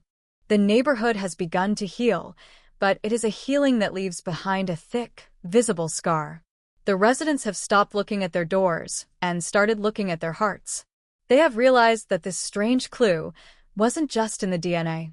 It was in the silence they allowed to persist. They have learned that a community shock is not just something that happens to you, but something that reveals who you are. The lingering trauma has made them more watchful, yes, but also more connected. They hold block parties now not just to celebrate, but to affirm their shared reality, to ensure that no one else can ever become a phantom in their midst. The unmasked neighbor has unwittingly created a community that is stronger, more resilient, and much less inclined to look away. The mysterious disappearance of trust has been replaced by a hard-won, vigilant faith. They know that the fog will always return to London, but they also know that they now have the tools to see through it. As the camera pans across the city, we see the sprawling, interconnected web of lives that make up this great metropolis. Each light in each window represents a potential strange clue, a secret waiting to be told, or a life waiting to be protected. The London cold case has become a part of the city's bones, a story that will be whispered in the pubs and studied in the universities for a century. It is the definitive account of how the microscopic can conquer the monumental, of how a single hair can bring a 30-year lie to its knees. The mysterious disappearance of 1994 has ended, but the forensic awakening of 2026 is just beginning. We are living in a world where the past is never truly gone, where every action leaves a biological footprint, and where the unmasked neighbor is a warning that no matter how well you hide, the science of the future is already coming for you. The final image of our journey is the London fog, thick and yellow, rolling off the Thames and swallowing the streets in a familiar, suffocating embrace. For 30 years, this fog was Arthur Pendleton's accomplice, a shroud that hid his movements and muffled the screams of his victims. But now, as the narrator's voice sinks to its final, haunting depth, we see the fog being pierced by 1,000 points of light, the blue and white glow of the forensic labs, the flickering screens of the DNA databases, and the steady, unwavering flame of a mother's memory. This strange clue has turned the fog into a mirror. The mysterious disappearance is over. The cold case is dead. The unmasked neighbor is a memory of a monster, and Eleanor Vance is a name that will never again be spoken in a whisper. The truth has found its voice, and it is a roar that shakes the very foundations of the city. The screen begins to fade, but the sound of the rain remains, a steady, cleansing downpour that feels like the world finally catching its breath. The Soitok South 30 Nom has reached its absolute conclusion, a cinematic masterpiece of reality that reminds us that justice is not a ghost. It is a living, breathing force that lives in the very marrow of our existence. We are the witnesses to this transition, the observers of a world where this strange clue is the ultimate judge. As the darkness finally claims the screen, we are left with the chilling, beautiful and undeniable certainty that while evil may be patient, the light is eternal. And in the heart of London, in the heart of every neighborhood, the light has finally, terrifyingly, and victoriously arrived. The cold case is solved. The unmasked neighbor is gone. The truth is all that remains. The final frame is a microscopic view of that single hair, glowing like a golden thread in the dark. It is the strange clue that traveled through time. It is the beginning of the end of secrets. It is the end of the mystery. The narrator's breath hitched one last time, a final, haunting exhale that lingers in the air long after the music has stopped. We are watching. The voice whispers into the blackness. And we will always find you. The screen stays dark. The silence is absolute. The story is told.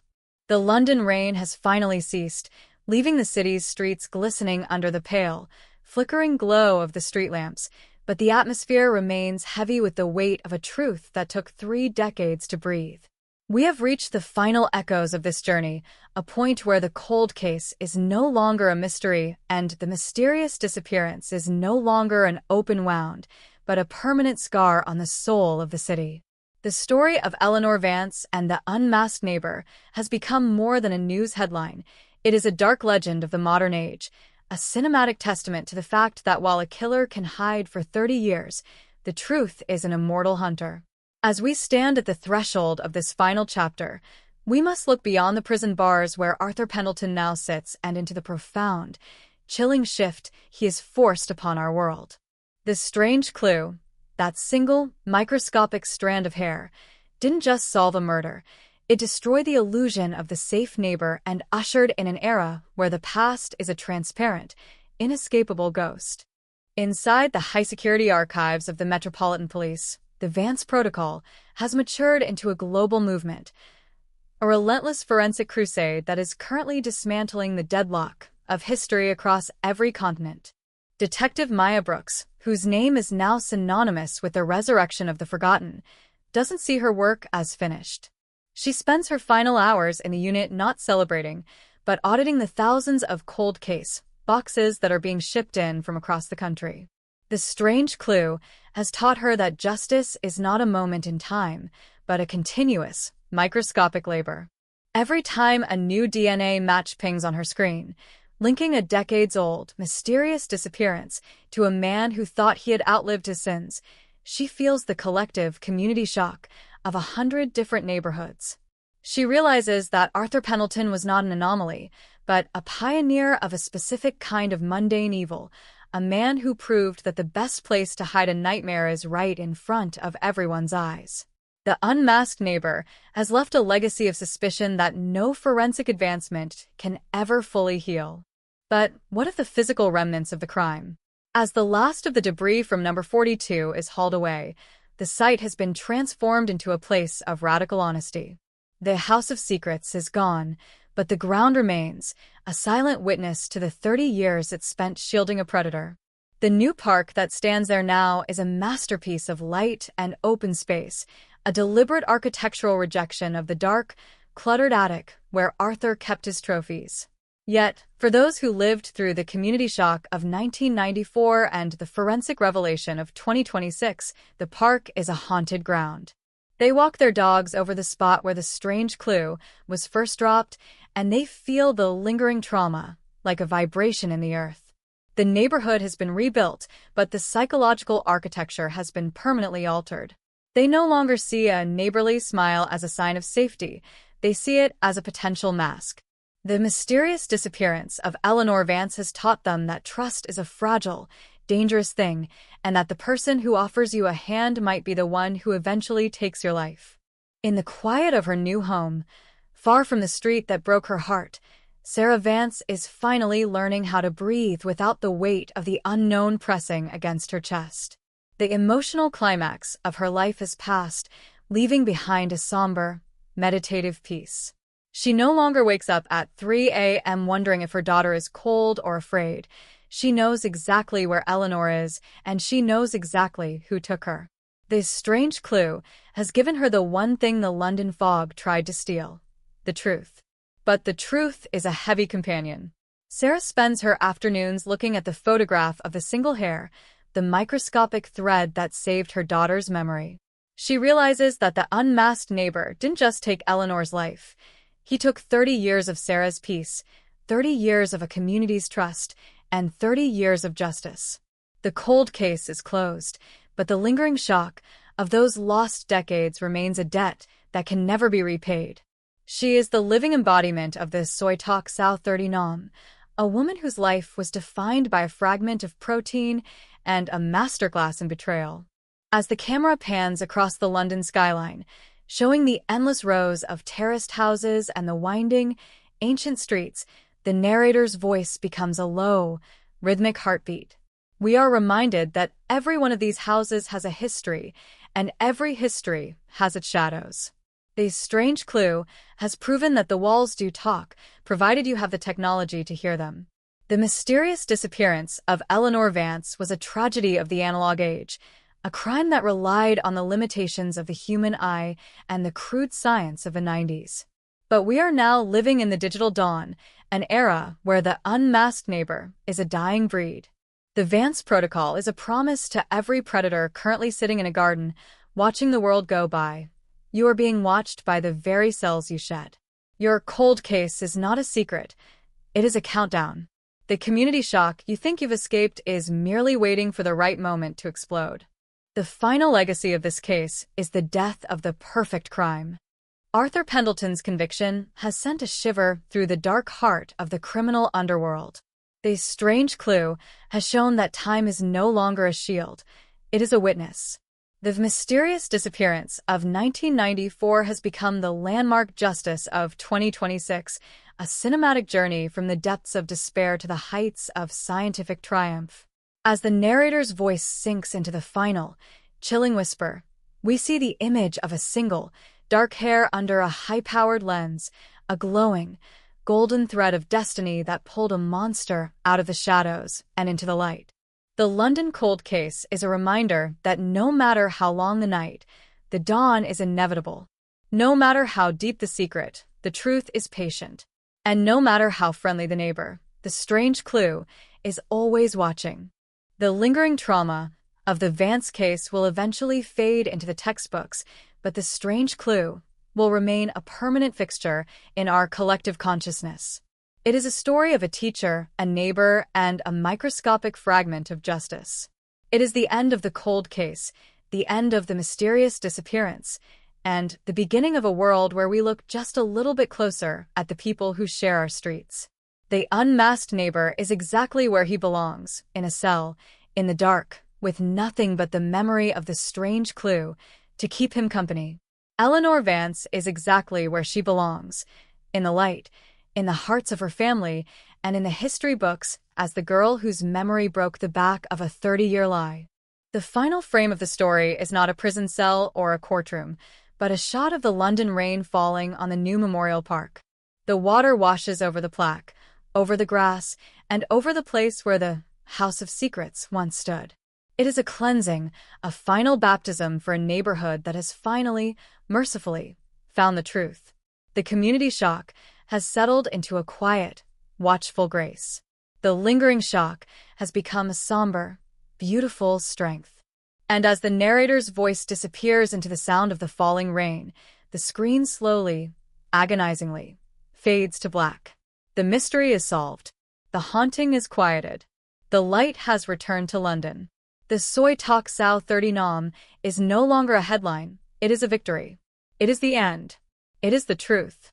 The silence that follows the final word is absolute. It is the silence of a cold case that has finally found its peace. It is the silence of a mysterious disappearance that has finally been explained. It is the silence of a world that is now, thanks to a single strand of hair, a little bit safer and a whole lot wiser. The cinematic journey of the London cold case is complete, but the echoes of this strange clue will vibrate through our lives forever. We are the witnesses. We are the guardians. And we will never, ever forget. The truth is here. The truth is now. The truth is eternal.